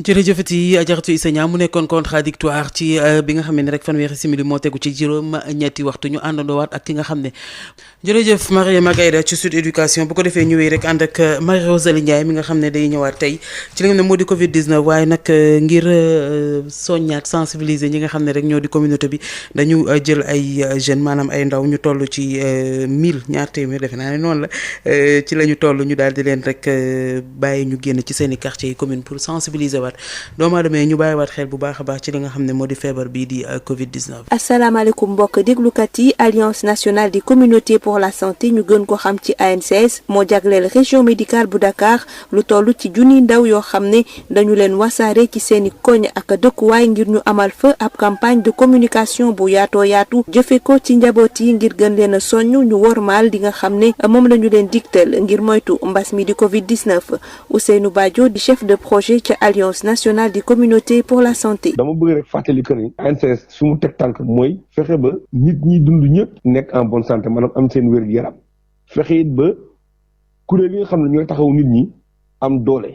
également que dëkk bi ñu nekk di dëkk nii ku ne mën ci bay waaram mais ku ne également am lu mu taxaw ay mbokkam initiative bi nekk di daw nii nag moom mooy engagement communautaire loolu xëy na ci suñu mission ANCS loolu. mooy base bi mooy fondement bi parce que l'ANCS intervient dans l'action communautaire ko fàtte mais fii nii ci ni ñu war a taxawee Covid bi région médicale bu Dakar dafa woote woon organisation communautaire yëpp pour ñu taxaw jàmmaarloo ak doomu jàngoro bi nga xam ne tey Dakar moo ci gën a loru si la ANCS dem wuy ji bi région médicale waxee ne dafa bëgg mobiliser 12 000 volontaires ANCS na ko man dinaa la jàppale 10 000 volontaires 1000 volontaires yooyu nag boo xoolee tas nañ ko ci région bi maanaam 12 districts yi nga xam ne région Dakar yi moom la am ay volontaires taxaw nañ fa dem waxtaan ak communauté yi mais li gën a leeral mooy cette fois-ci nekkul dañuy dem pour yee nit ñi parce que nit ñi jàpp nañ ne am nañ information bi xam nañ li xew nangu ko ak ñàkk ko nangu moo fi am moo tax nag ci approche bi dañuy dem toog ak ñoom déglu leen pour jéem a xam lan moo tax ñëpp duñu respecté mesure barrière parce que il faut ñu wax ko am na ñu koy respecté mais ñi nga xam ne duñ koy respecté lan moo tax duñ ko respecté gannaaw loolu ñu jéem a waxtaan ak ñoom ba fexe nu ñu def ba ñoom ñu mën di respecté mesure barrière yi kon loolu noonu mat na tey xëy na ñett ba ñeenti fan volontaire ñu ngi si terrain bi gannaaw bañ leen formé juróom benn fan jëm ñeenti fan ci ginnaaw kon loolu daal moom mooy stratégie bi ñu si ñaan nag ñëpp ñu jàpp ci dugal seen loxo ba ñu mën a jeexal ak li nga xam ne mooy doomu jàngoro yu coronavirus. ci département bu Kaffrine kilifa yi dañoo bëgg profito ci jamonoy vacances yi longo ak ODCAV ak ASC ngir xeex li nga xam ne moo di feebaru dengue ak mbas mi di Covid-19 bu ñu sukkandikoo ci préfet bi di Amadou Diop ci atum ren gi dinañu amal ay nawetaan Covid dengue maanaam ay nawetaan yoo xam ne dinañ ci sóobu ngir fàggandiku ci Covid-19 waaye tamit feebaru dengue bi nga xam ne ci atum daaw gisoon nañu ne amoon na foofee ci diwaanu Kaffrine. seen bëbët moo di fexe ba épidémie dengue yi nga xam ne doon nañ ko am ay at ci gannaaw du teguwaat ci seen kaw ci jamono ji nga xam ne ñu ngi xeex ak mbas mi di Covid-19 xibaar wérgu yaram fi lañ koy ndarkeppee di leen ñaanal ba su jàmm. jërëjëfati Marie Rosalie Ndiaye ni mu ko waxee rek noonu la junni ndaw yoo xam ne jël nañu leen rek déployé leen ci biir quartier yi ngir ñu gën a sensibiliser ñu bàyyiwaat xel bu baax a baax ci li nga xam ne moo di mbas mi di coronavirus mu ngi ci réew mi te gis nañ ne saa bu ñu xëyee chiffres yi di gën a yokku nañu bàyyiwaat xel mooy tandiku def mesure barrière ni ko sama kilifa yooyu defee ñoom Oustaz Aliou Sall bu ñuy ñëw dañuy def masque yi takk ko daal di moytandiku bu baax a baax ñoom laa leen di bàyyee léegi nii ñu wéy ci li nga xam ne rek moo di alkitab moom Oustaz Aliou Sall ki nga xam ne moo di Serigne Mbacké Sylla ak Oustaz Alioune Mbaye Maria moo teewoon ci micro bi di leen jaajëfal baax a baax remercier Pape Laye merci à toute la rédaction qui vous retrouve à 9h pour un bref survol de l'actualité. On se retrouve lundi inchallah 6h30 dans un nouveau numéro de Sud Matin.